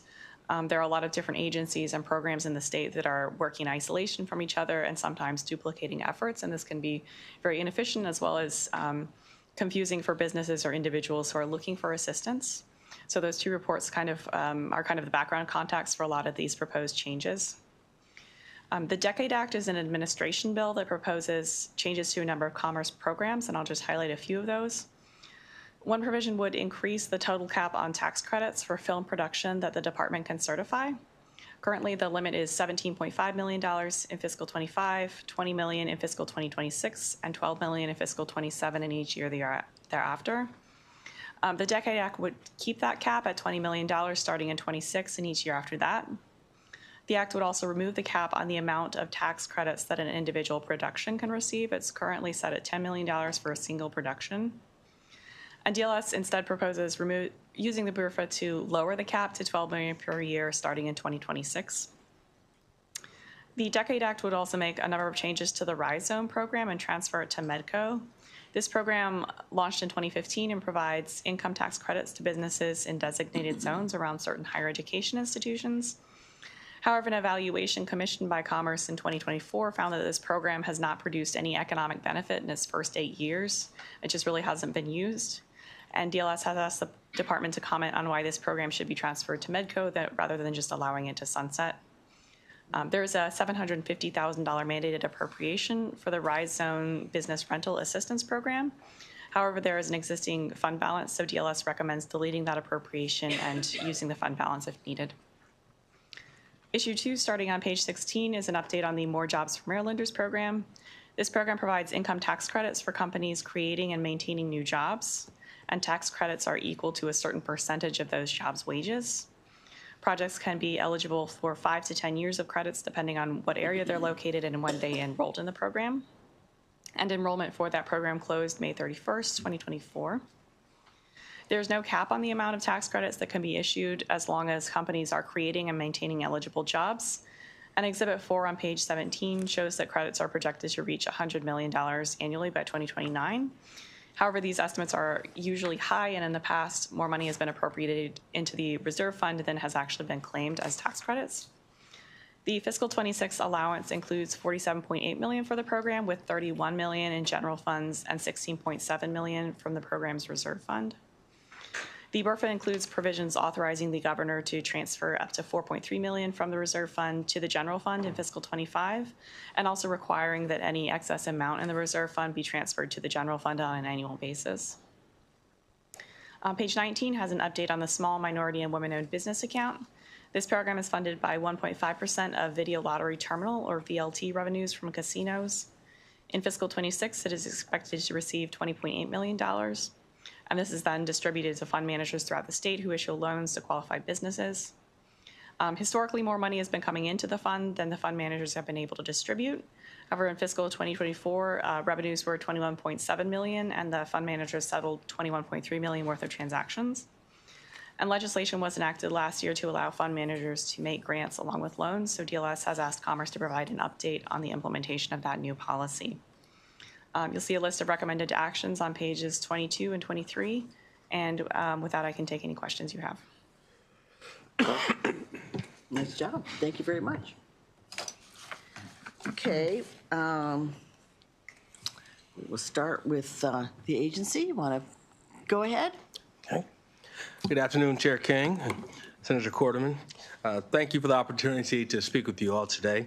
For the record, I am Acting Maryland Secretary of Commerce Harry Coker, and I'm testifying in support of the Department of Commerce's proposed fiscal 2026 budget.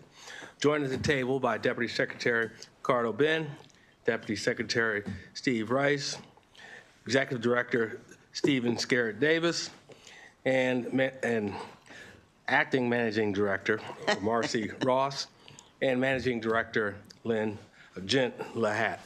All of them can help answer any questions that you all have today. And I want to sincerely thank Elizabeth Weibel and the DLS team for their thoughtful review and analysis of our budget. Their insights and the partnership that we have with DLS serve the state well. I will keep my testimony fairly brief today, but I want to begin by acknowledging the unique challenges that lie before us. Not only is our state facing a substantial budget gap that we need to close, but we are also at an unprecedented moment in American history with respect to federal funding and our federal workforce. Maryland's federal and military presence have long been a major economic driver for the state, and while we do expect that to continue, the uncertainty that we are facing today highlights the need for a robust, equitable, and competitive economy that is less dependent on federal dollars. In short, that is now more important than ever for Maryland to make strategic investments in growing our economy. As Governor Moore has pointed out, we are facing structural challenges, and structural challenges require structural solutions. A stronger, more competitive, and more equitable economy is a structural solution. Sustained economic growth is how Maryland will win this decade and position us to excel further into the future. The Moore-Miller administration has laid out an ambitious agenda for getting Maryland's economy on track. Some of it was in an executive order in December 2024. Some of it is in the Decade Act, and some of it is in the fiscal 2026 proposed budget. Commerce's operating budget, as proposed, totals $285.4 million. This includes $150 million in general funds, $124.3 million in special funds, and $11.1 million in federal funds. It also includes 212 permanent positions at the Department of Commerce. This proposal includes funding for some of our most important business attraction and retention programs, including $17.5 million for Advantage Maryland, or MEDAF, our primary direct assistance program. It includes $12 million to fund the Biotechnology Investment Incentive Tax Credit, or BITSI, a high-demand program supporting investment in one of Maryland's most important industry sectors. It also includes funds for some of our most important small business assistance programs, including $11 million for Ms. BESFA and over $20 million for the Small Minority and Women-Owned Business Account. And it includes $22.5 million for tourism development and $31.3 million for the Maryland State Arts Council. Tourism and arts are not only important economic drivers in and of themselves, but they are crucial to our business attraction and to our workforce attraction efforts. The quality of life that they provide show us and others that Maryland is a fun, culturally rich place to live, as well as a great place to move businesses, because employees and their families will be happy here in Maryland. Overall, the governor's proposed budget also funds important initiatives to support growth. Some of these are part of our department's budget, some are not, but they are a part of a larger effort to modernize economic development in Maryland. There's $10 million for the Build Our Future Innovation Economy Infrastructure Program, which provides matching grants to fund projects including wet labs, cyber ranges, and prototype manufacturing centers. These are projects that won't just support one industry, but they are resources for industry sectors. There's a total of $10 million for the Child Care Capital Support Revolving Loan Fund, which will help increase the number of available child care slots across the state.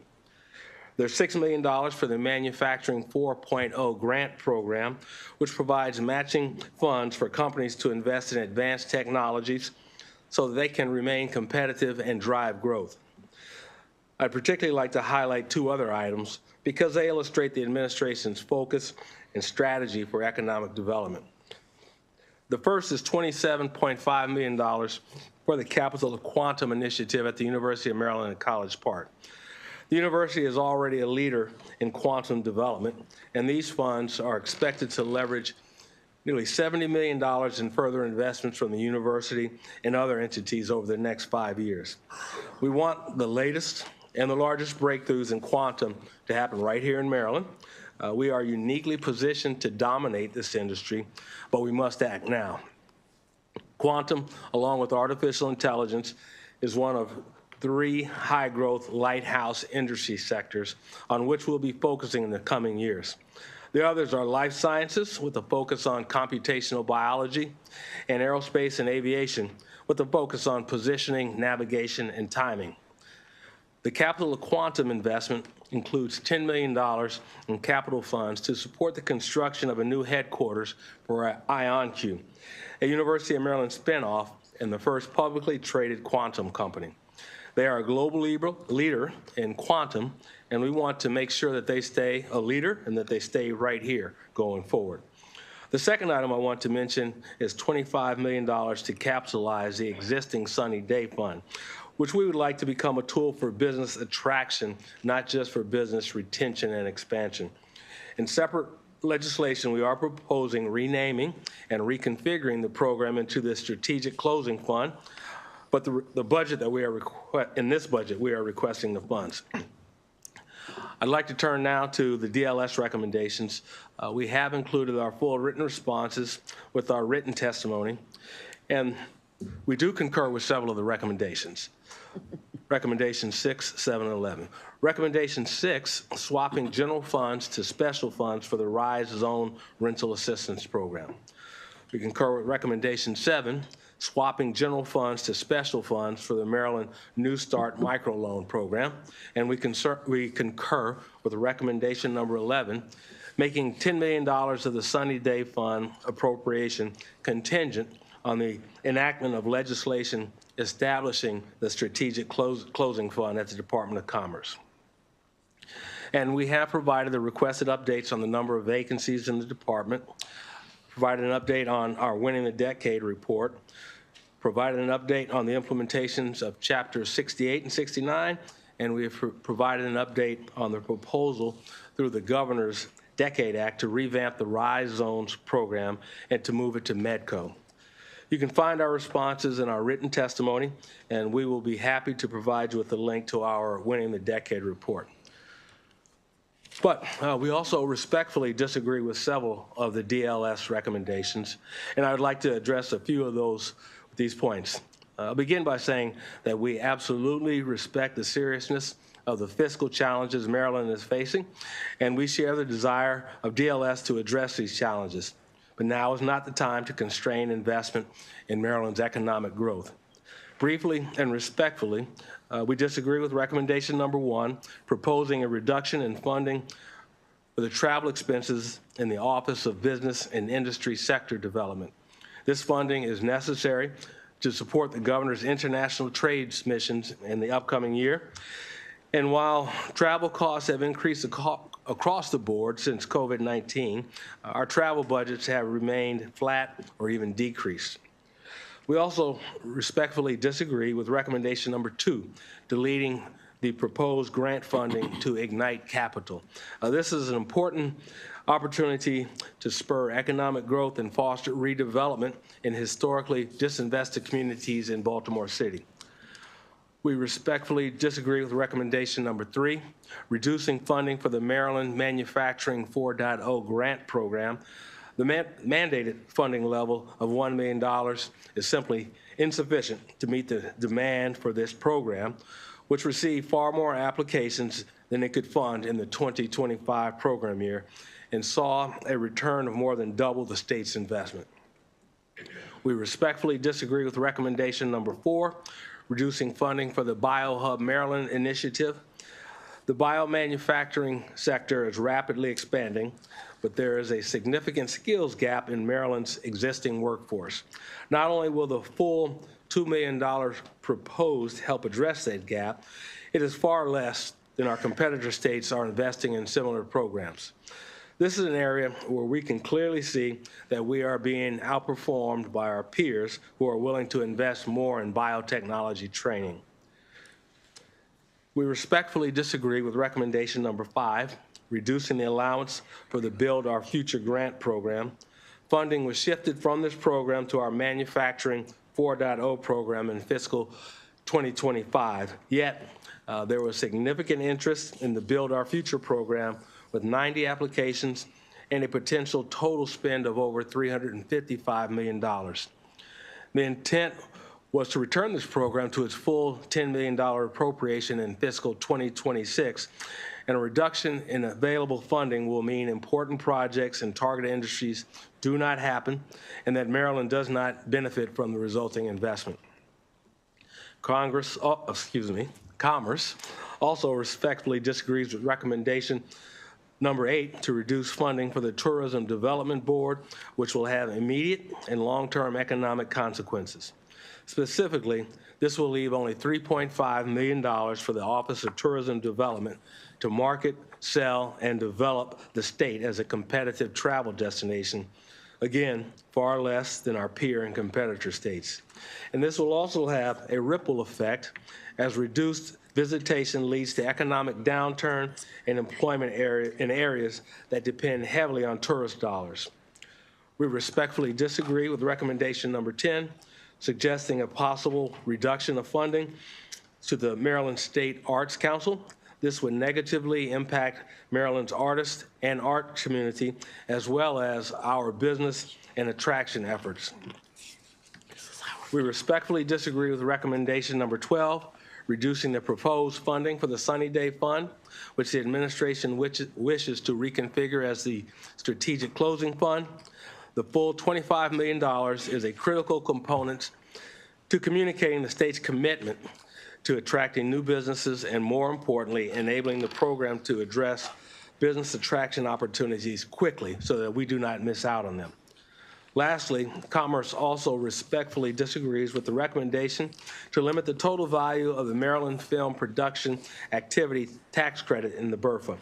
As we explained, this program could be made much more effective by removing the per production cap for this credit and ensuring that the program is consistently funded.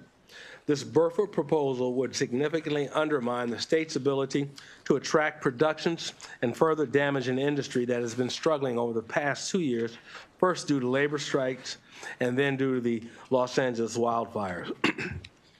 These funding proposals for tourism, film, and the arts, for capitalizing the Sunny Day Fund, for manufacturing and workforce development, and other initiatives are investments in Maryland's growth, and they will pay off in the coming years. Economic growth is a long-term structural solution to challenges that we are facing today. Fully funding these economic development tools is the best path forward for the state. In closing, I'll note that we are not looking for a patchwork or Band-Aid solution to the temporary budget shortfalls. We are looking to realign and to refocus Maryland's economic development strategy and toolbox so that we can position the state for sustained, meaningful economic growth. Growth that brings good jobs, high wages, and excellent quality of life for Marylanders across the state. But we cannot do this alone. As Governor Moore also likes to say, partnership produces progress and nothing else does. So we are asking for your partnership. We are asking for your support.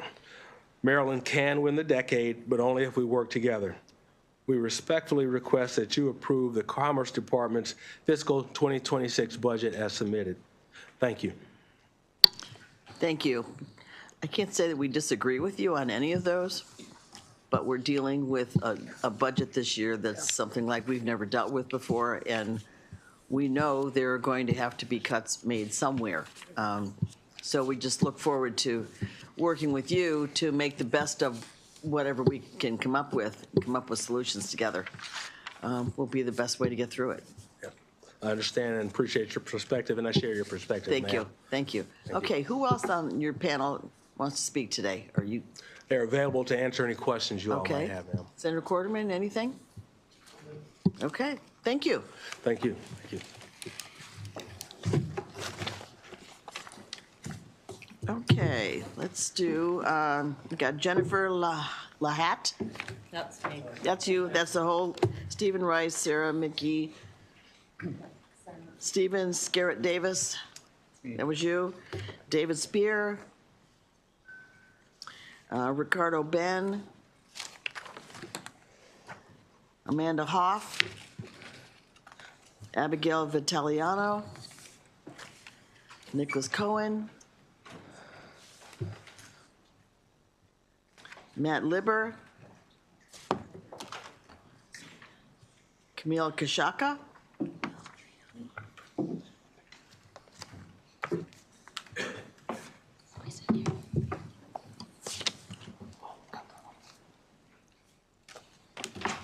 okay, Amanda?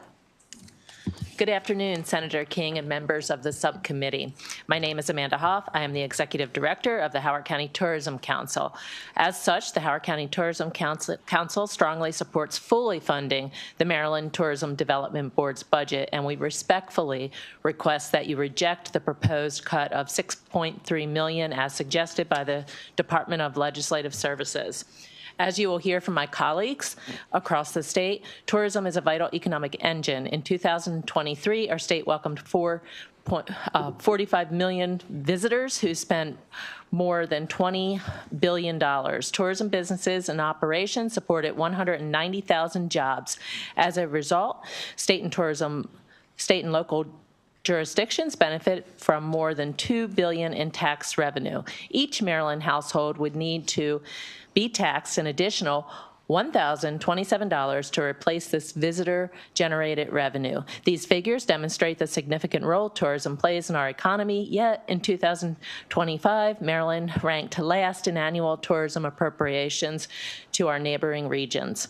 We have seen in case studies across the country from places like Colorado, Washington State, and others that cutting tourism budgets result in fewer advertisements and promotion, fewer partnerships with local businesses, a decline in the ability to develop campaigns targeting international and out-of-state visitors. Imagine the inability to properly market a newly renovated convention center. There are also the reduction in tourism-related jobs and business closures such as hotels, restaurants, wineries, and adventure tour operators. It makes sense. It makes more sense to grow or at least maintain the state's tourism budget and allow tourism spending to generate much needed revenue for the state. We respectfully urge the committee to fully fund the Maryland Tourism Development Board's budget for FY26 and to consider additional financial support to ensure Maryland remains a competitive destination in the region. Thank you for your thoughtful consideration. Thank you. Abigail Vitaliano. Thank you, Madam Chair, and the committee for having me today. On behalf of Discover Baltimore County, I am here to express strong support for fully funding the Maryland Tourism Development Board's budget. Locally, Discover Baltimore County does critical work attracting visitors for overnight stays, which is a lucrative economic driver for our jurisdiction and the state. Our county's success goes hand in hand with both the work and the partnership that we have with the Office of Tourism and Development, and we rely on the marketing that they do to help tell and promote our own stories. Tourism is not just about attracting visitors, but it is a powerful economic engine that creates jobs, drives business growth, and enhances the quality of life for Marylanders. If we want to support jobs, economic development, and remain competitive, we must make strategic investments into tourism marketing. An investment in our tourism marketing is an investment in Maryland's economic future. I respectfully urge this committee to fully fund the Maryland Tourism Development Board's budget to ensure that Maryland remains a top destination and we keep the momentum going, momentum that all of us have worked hard to get to together. Thank you for your time and continued commitment to supporting Maryland's tourism industry. Thank you. Nicholas Cohen. Thank you, Chair King, Senator Quarterman. My name is Nicholas Cohen. I'm the Executive Director of Maryland Citizens for the Arts. We're the nonprofit organization that advocates for public investment in the arts statewide. Through our advocacy, we represent the interests of over 300 arts organizations, 24 local arts councils, 29 arts and entertainment districts, and thousands of artists across Maryland. It is also an honor to work in a state that values and celebrates the arts sector's ability to attract and retain residents and businesses that contribute so much to Marylanders' high quality of life. I want to thank the governor, his administration, and the Maryland General Assembly for their continued support and belief in the incredible importance of a vibrant arts sector here in Maryland. Impressively, each year, the Maryland State Arts Council provides grants to thousands of individual artists and arts organizations and has helped Maryland become a national model for equitable investment in the arts. A recent study from the U.S. Bureau of Economic Analysis showed that Maryland's arts sector adds nearly $13 billion to the state's economy, supports more than 80,000 jobs, and provides $7.3 billion in arts worker compensation. Today, I am providing a voice for our arts constituents and would like to ask the committee to continue this trend of strong state investment for the arts. To that end, we respectfully ask the committee to fully fund the Maryland State Arts Council at the mandated FY26 arts appropriation, and we respectfully request that the committee reject the proposed elimination of the mandated funding formula for the Maryland State Arts Council found in the BRFA.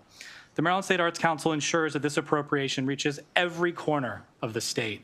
And more importantly, it is distributed equitably through a rigorous and transparent granting process with an eye towards diversity and accountability. As you'll hear from my other arts colleagues following me, this investment is a crucial piece of state support for the continued vibrancy of the arts here in Maryland. I thank this committee for its time and support of the arts. Thank you. Matt Libber.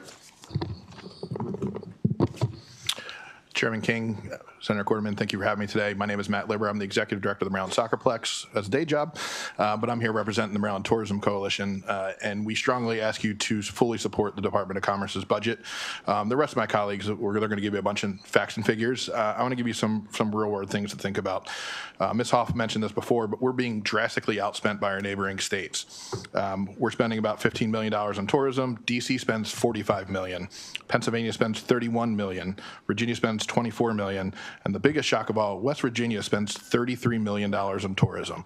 So we are really at the bottom right now. So cutting our funding even more is going to be a huge problem for us. And what we're going to see is some predatory marketing tactics. And we know this works because we did it ourselves. So when Superstorm Sandy hit New Jersey, the first thing we did is go in New York, New Jersey, and Pennsylvania markets, start advertising Ocean City, and it worked. That's where they came. So when they see we're cutting our budget, they're going to do the same thing to us. Mm-hmm. The next biggest problem is we're coming into a decade of international mega sports events. We have 3 FIFA events. We have 2 Olympics coming. We have the Rugby World Cup, Women's Rugby World Cup. The Ryder Cup will be hosted in Maryland within the decade. If the first thing we're going to lose if we cut this budget is international marketing, we're going to lose any advantage we have to draw those visitors into Maryland while they're in the U.S. That is a huge loss for us. That is a very lucrative market that we can bring money that not even isn't from out of state, it's from out of the country to come into this market to help drive economic development here. And then lastly, on Wednesday, your full committee is going to hear a regional tourism authority bill. That bill is going to add a surcharge to the hotel tax. So I ask how we're going to add a surcharge to a hotel tax and then cut tourism funding. So how are we going to attract people to come into that hotel to pay for the transportation projects we're asking into that? You need to give this same speech that you just gave to our full committee. I will be happy to do that. Just saying. So I ask you to fully fund the Department of Commerce budget. Thank you. I get it. I get it. Okay. Camille Kashaka. Hello. My name is Camille Kashaka, and I have been an arts manager in Maryland for the last 20 years. Currently, I'm the managing director for Joe's Movement Emporium and Creative Suitland, 2 arts venues who exist as economic and cultural catalysts in our neighborhoods throughout Prince George's County. I'm formerly the executive director of Motor House, an arts hub in Baltimore that supports the cultural architects that make Baltimore one of the most creative cities on the planet. I've worked as a stage manager, a lighting designer, a theater manager, and an administrator throughout the state, and there's literally no venue over the last 2 decades that I've worked in that hasn't been supported by the amazing work of the Maryland State Arts Council. I'm not just sharing my resume to sound impressive. I'm spelling out how my livelihood has been made possible because MSAC has supported these institutions. Over 30 years ago, while I was getting my training to become a permanent fixture in the Maryland arts sector, a bipartisan law from the Maryland General Assembly provided us with a funding formula called the 1994 Arts Stabilization Act. Now, in a time where it seems our country's government is set on destroying everything beautiful and positive in this country, I'm asking Maryland to stand up for us and reject the proposed elimination of that mandated funding formula for the Maryland State Arts Council fund in the BRFA. I'm also asking that you all fully fund the Maryland State Arts Council and the mandated FY26 arts appropriation. We need the support of MSAC to continue to do our critical work. And aside from that, the arts are an economic driver in the state for every single other industry in the state. Mm-hmm. Thank you. You're preaching to the choir. Thank you. Thank you. Ruby Harper. Surprise. Thank you. Just hang out with me. All right, so hang out with me. It's all good. Thank you so much, honorable members of the committee. My name is Ruby Lopez Harper. I am the Executive Director of the Craft Emergency Relief Fund and Chair of the Maryland State Arts Council, and proud Montgomery County resident. The Maryland State Arts Council provides important and necessary financial support and resources to the state's arts and culture community and infrastructure. Maryland's state-level support of the arts is a shining example to other states in the country and serves as a model for practices and policies that center access to incredible arts and cultural experience for the residents and visitors to this great state of Maryland. It is with this energy that we are here today to advocate for the continued financial support of the work of the State Arts Council. It is with that pride and honor that I come to you today to impress upon you the importance and necessity of a continued commitment of support. It is with care for the long-term stability of the arts and culture sector and its ongoing contribution to the economy in local communities and for the state as a whole. It is hard to imagine a state without the impressive investment that Maryland makes in the arts through the Maryland State Arts Council. As the agency that distributes art funding to the whole of the state, this funding means thousands of individuals have jobs. Artists have jobs, and the arts and cultural organizations provide meaningful and sometimes the only arts experiences in their community.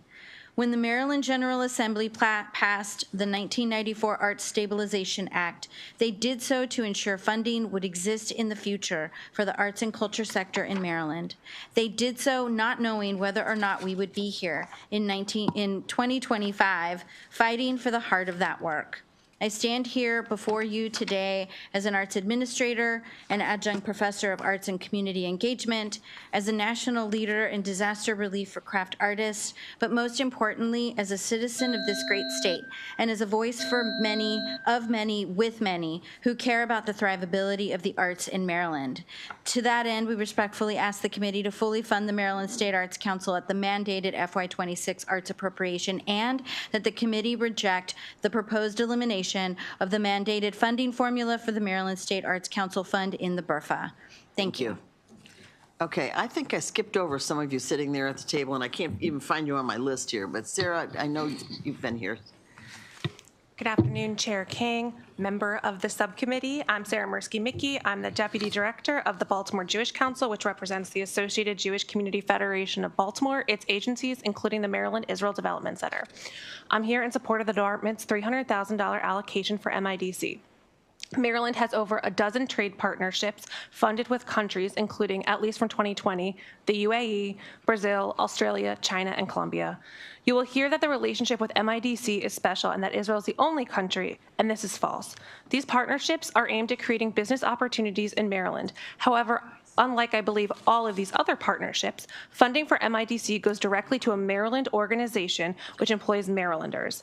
The MIDC partnership is one of the most successful trade partnerships in Maryland, now having over 40 businesses, which is up from about 20 when I started 10 years ago, and employing hundreds of Marylanders and generating millions upon millions of dollars for the state of Maryland. I want to thank the Commerce for their continued partnership over the past 30+ years, and I would be happy to answer any questions. I ask for a favorable report as this budget is introduced. Thank you. Thanks, Sarah. David Spear. Thank you. Good afternoon, Chair. Good afternoon, Chair King and member of the subcommittee. My name is David Spear, and I'm the Executive Director of the Maryland Israel Development Center, or the MIDC, and I'm here in support of the Department of Commerce budget. The MIDC remains incredibly grateful for our grant from the Department of Commerce. Founded 33 years ago, the MIDC is a nonprofit organization that promotes bilateral trade with a focus on imports and exports, as well as helping Israeli companies open up their U.S. headquarters here in Maryland, or foreign direct investment. The MIDC does not give funds directly to Israeli companies, nor do we charge any fees for our services. We work closely with the Department of Commerce and our partners in Israel and in Maryland to attract and retain innovative Israeli companies. Over the years, the return on investment includes these companies contributing hundreds of millions of dollars directly to Marylanders in the form of job creation and economic growth. While there are a few Israeli defense companies in Maryland, most of their operations here are creating radar systems for the Iron Dome in Israel, which is a purely defensive system that saves innocent lives regardless of religion or anything else. The Iron Dome identifies and intercepts short-range rockets and artillery shells that are fired indiscriminately at Israel. Most of our companies, however, are in the life sciences or med tech sectors.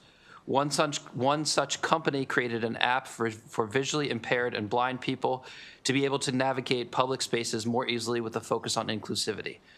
Other companies are using AI at the genomic level to tailor medical decision-making, using shockwave technology to treat kidney stones, and using virtual reality to provide an advanced motor cognitive intervention for gait training and fall prevention. We are also working with a minority-owned, Baltimore-based, FDA-approved company on a life-saving product for wound and burn care for export to Israel. All of these companies continue to make the world a better place and grow the Maryland economy. Thank you. Thank you. Okay, Katie Hecklinger? I thought you looked familiar. Yes, good to see you. We missed you at the bagpipe show. My name is Katie Hecklinger. I'm the CEO at BlackRock Center for the Arts in Germantown. BlackRock serves the largest unincorporated city in Montgomery County and the most diverse racially in the country. BlackRock's values of trust, equity, curiosity, and community drive the arts and cultural programming that serves over 40,000 Marylanders and beyond a year, with 3 performance stages, 2 art galleries, camps, and classes. Thanks to the generosity of the Maryland State Bond Program, BlackRock is revitalizing the Outdoor City Center with a re-envisioned outdoor stage as part of a larger scope Great Lawn project. This area is home to Montgomery County's Juneteenth celebration, artisan markets for small business owners, skateboarding for teens after school, and a shelter for Germantown's homeless. The arts and culture are at the helm of vitality, and BlackRock is the anchor for a community to convene, connect, and express. This exchange among people is the art of living and happens to drive the economy. BlackRock is doubling down right now on its commitment to serve all those that call Maryland home in a space of belonging. When a place and a people are rich in arts and culture, barriers crumble, prejudice dissolves, and bridges are built. I'm here to ask that you today double down on your investment in the arts sector to ensure that every nook and corner of Maryland is a place where people feel seen, where quality and freedom of expression is a core value. Today, we're asking that you provide full funding for the Maryland State Arts Council at the designated FY26 arts appropriation, and kindly reject the proposed removal of the mandated funding formula for the Maryland State Arts Council Fund and the BRFA. This is a safeguard. As an economic driver in Germantown, BlackRock relies on the Maryland State Arts Council to keep the lights on, the doors open, so that we can persist in the business of people, how the human experience is expressed. Thank you for your time. Thank you, and we'll do the best we can. I've said that several times today. We're faced with some pretty tight budget numbers, and just know that you're all very important to us, and we'll just do the best we can to save as much as we can. Thank you. Okay, Joseph Galula, Nadia Carroll, Susan Karen, Bernard Eit,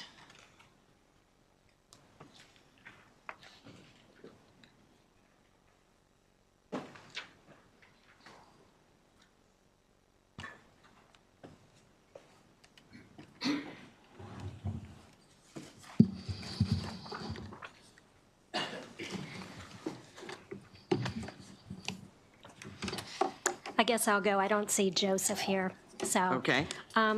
Good afternoon, Chair King and Senator Quarterman. My name is Susan Karen, and I chair Peace Action Montgomery. We have nearly 1,500 members. I'm here to request that the Budget and Taxation Committee end Maryland's annual grant to the Maryland Israel Development Center, or MIDC. I want to respond a bit to the economic argument presented by Mr. Spears. Last year in the federal arena, we Marylanders gave $292 million of our tax dollars to pay for military weapons to Israel. $292 million that could have been used for needs in our backyard. The MIDC fuels this reckless spending by creating something called artificial demand. Specifically, Israel goes to the Pentagon and asks for military weapons. Then the MIDC brokers entities like Rafael and Elta, who are not even companies but actually part of the Israeli government, and these entities also go to the Pentagon to sell their weapons. So the buyer and the seller in these transactions are Israel, and they work collaboratively with Israeli lobbyists to escalate the Pentagon sales, which is eating up our tax dollars and could instead be used for other needs. But I also believe that many Marylanders have a more human rights framing on this issue rather than simply money. We are horrified to see the genocide. And when we hear the economic argument, we see it as an implicit message to justify looking the other way on our financial complicity in the genocide of Palestinians and now a threatened full eradication by Prime Minister Netanyahu and President Trump. The budget is a moral document that reflects our values and essentially who we are. And historically, whether talking about slavery, child labor, or minimum wage, our society recognized that principles do matter. There is nothing vital about the MIDC. It is a special interest giveaway to entities colluding in war crimes and not making this world a better place. Please end this grant. Okay. Is Nadia Carroll here?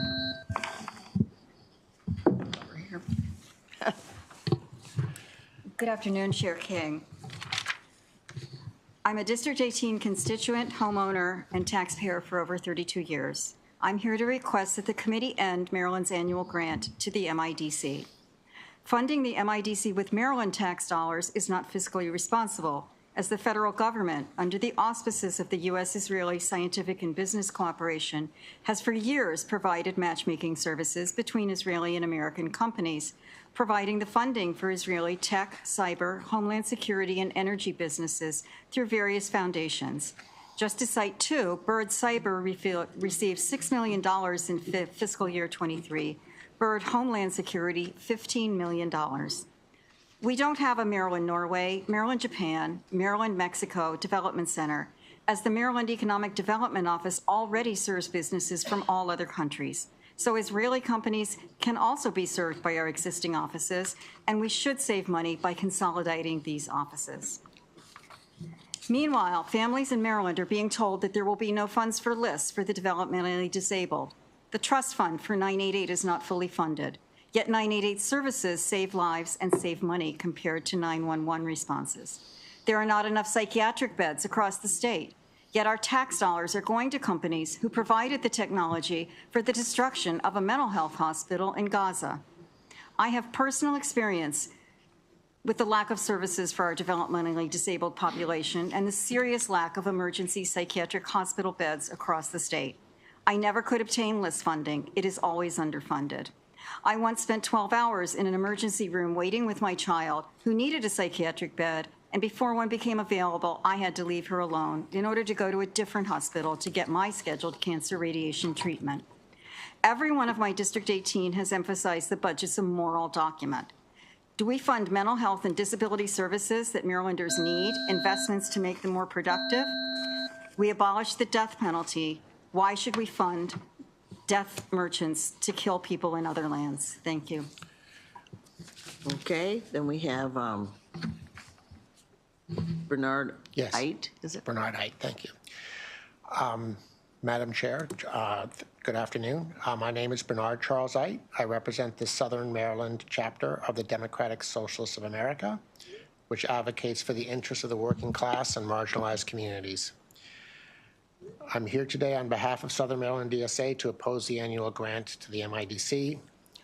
The MIDC grant is a great disappointment to the many Marylanders and DSA members who strongly oppose Israel's policies. Indeed, many reputable organizations and scholars have found that Israel's conduct in Gaza involves war crimes, crimes against humanity, and ethnic cleansing. In a tight budget environment, the committee should also not award money to the MIDC when the MIDC already has alternate sources of funding. For example, Israel itself, the state of Israel provides funding to the MIDC through its Ministry of Economy and Industry, and Israel receives billions of dollars in foreign aid annually from the United States. Israel companies also have access to binational industrial research and development money through the United States Department of Commerce. So if you can get money elsewhere, Maryland shouldn't have to foot the tab there. In some cases, the MIDC is promoting businesses fully or partially owned by the State of Israel. Examples include Elta North America and Rafael Advanced Defense Systems. It's not appropriate for the state of Maryland to allocate scarce financial resources to serve the commercial interests of a foreign government that is arguably in better fiscal shape than the state government of Maryland. I heard earlier today about full funding for blind children in Maryland is at risk. I've heard about the arts being at risk, tourism business being at risk. This is money that could potentially be struck in favor of those other interests. DSA is unaware of any other Maryland grant program facilitating foreign military contractors, but if there are any, we urge the General Assembly to stop that funding. The principles here apply globally. If foreign military contractors want access to U.S. markets, they can hire their own business development professionals. Thank you very much. Thank you. Okay, Kelly Dudek, Liz Fitt, Michael Mason, Christian Peronis, Marcy Ross,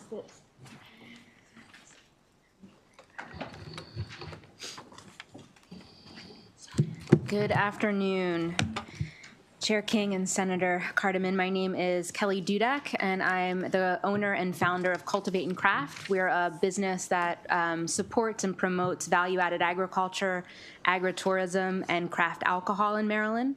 I also serve as the executive director of the Brewers Association of Maryland, and I'm sitting here on behalf of them, the Maryland Wineries Association, and the Maryland Distillers Guild, which accounts for over 300 small businesses across the state. I did submit written testimony, which goes a little bit more into detail. I just wanted to articulate a few points for you today.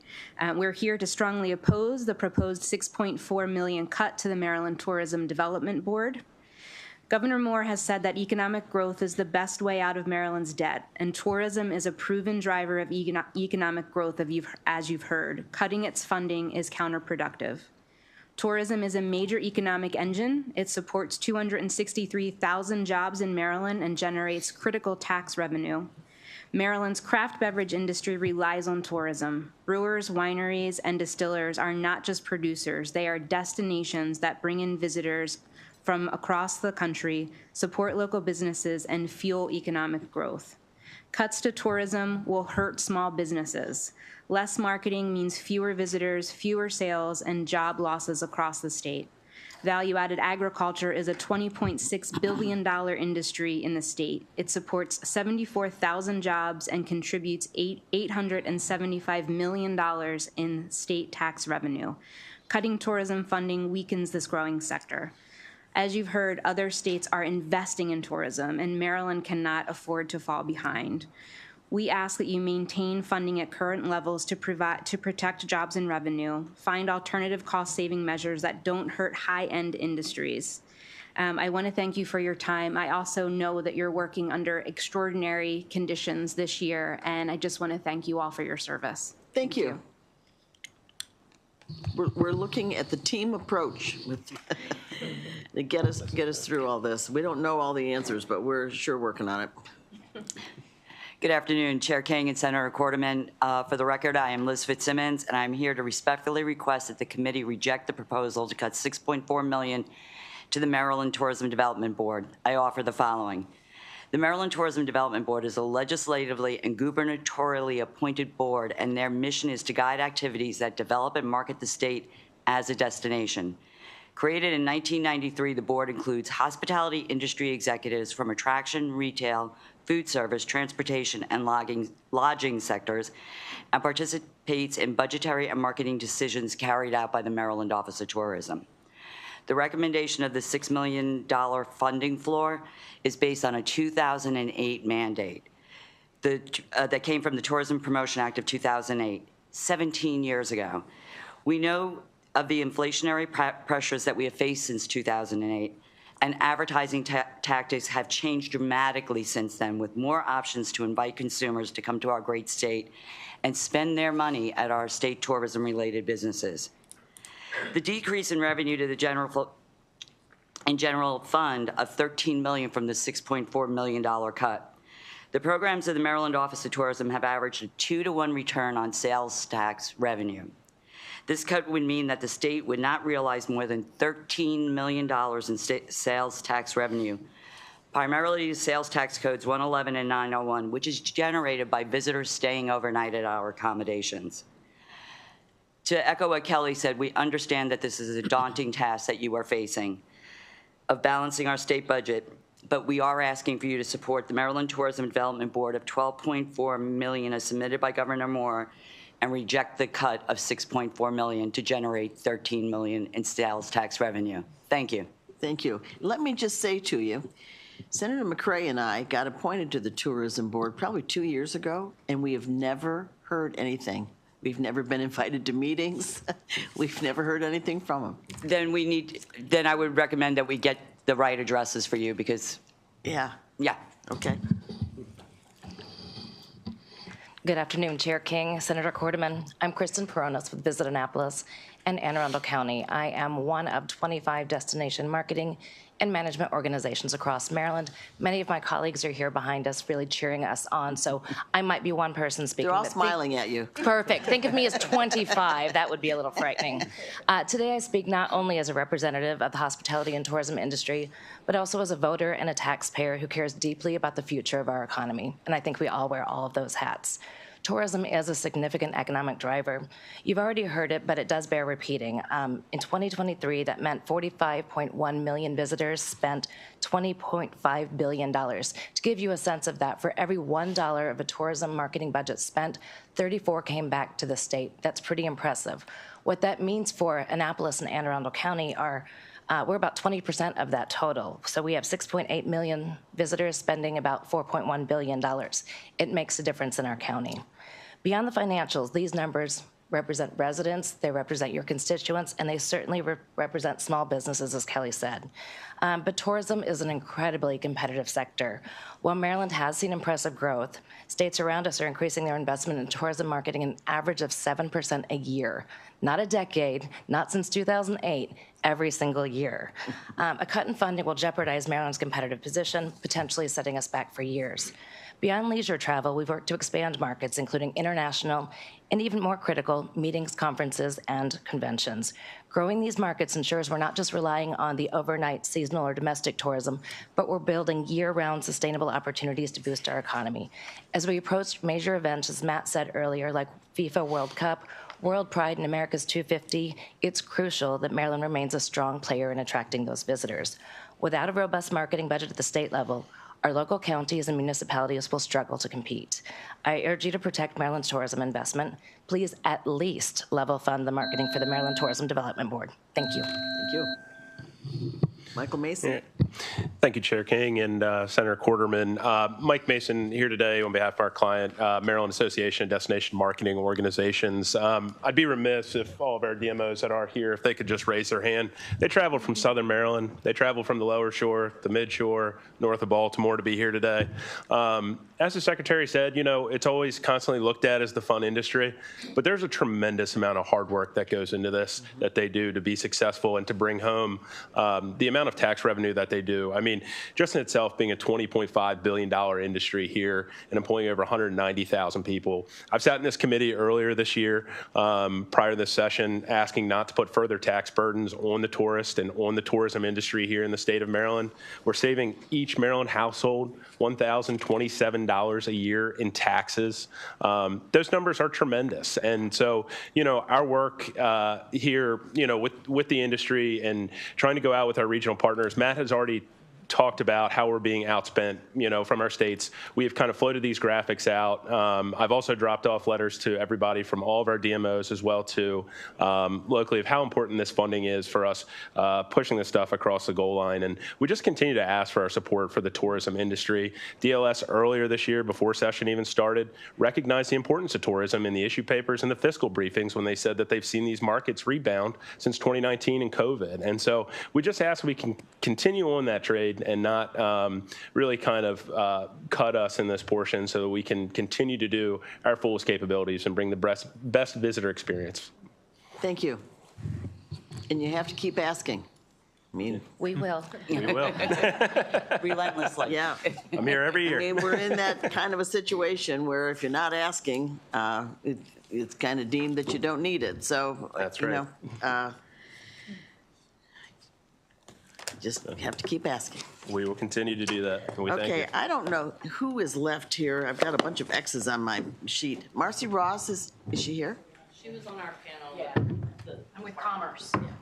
Okay. No, I have one more. Joey Hutchins, did you want to come up and testify?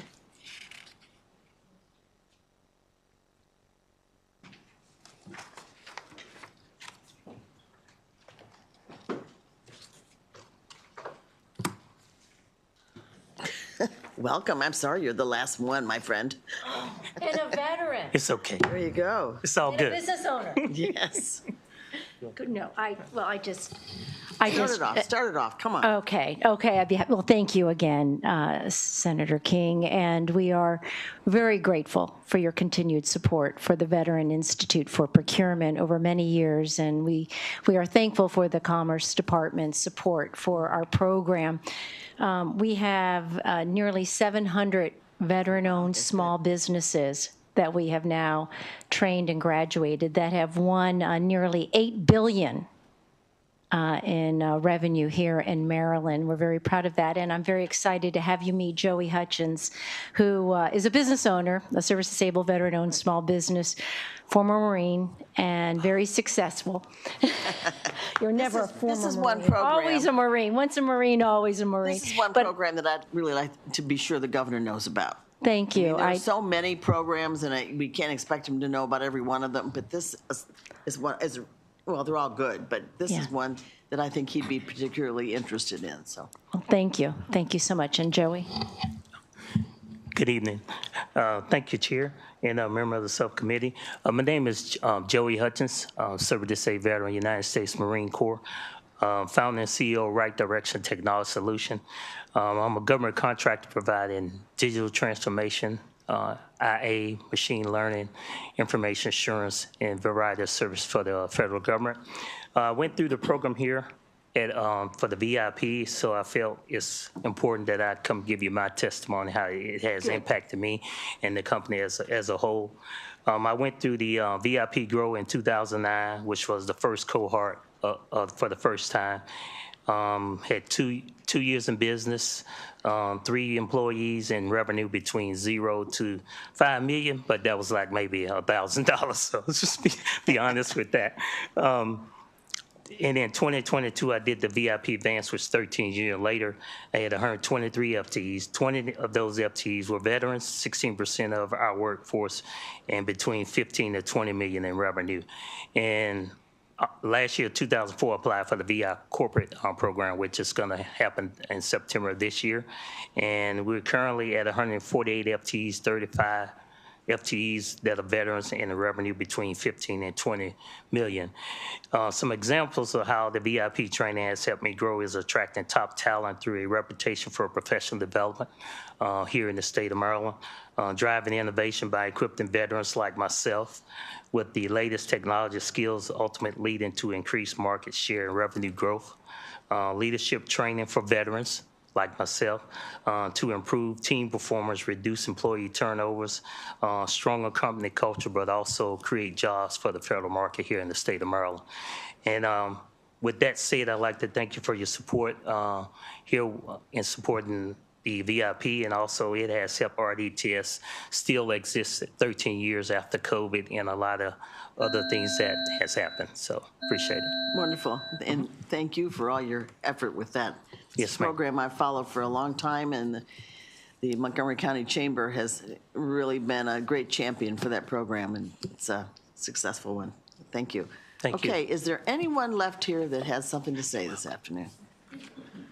And I think we're finished. Thank you very much.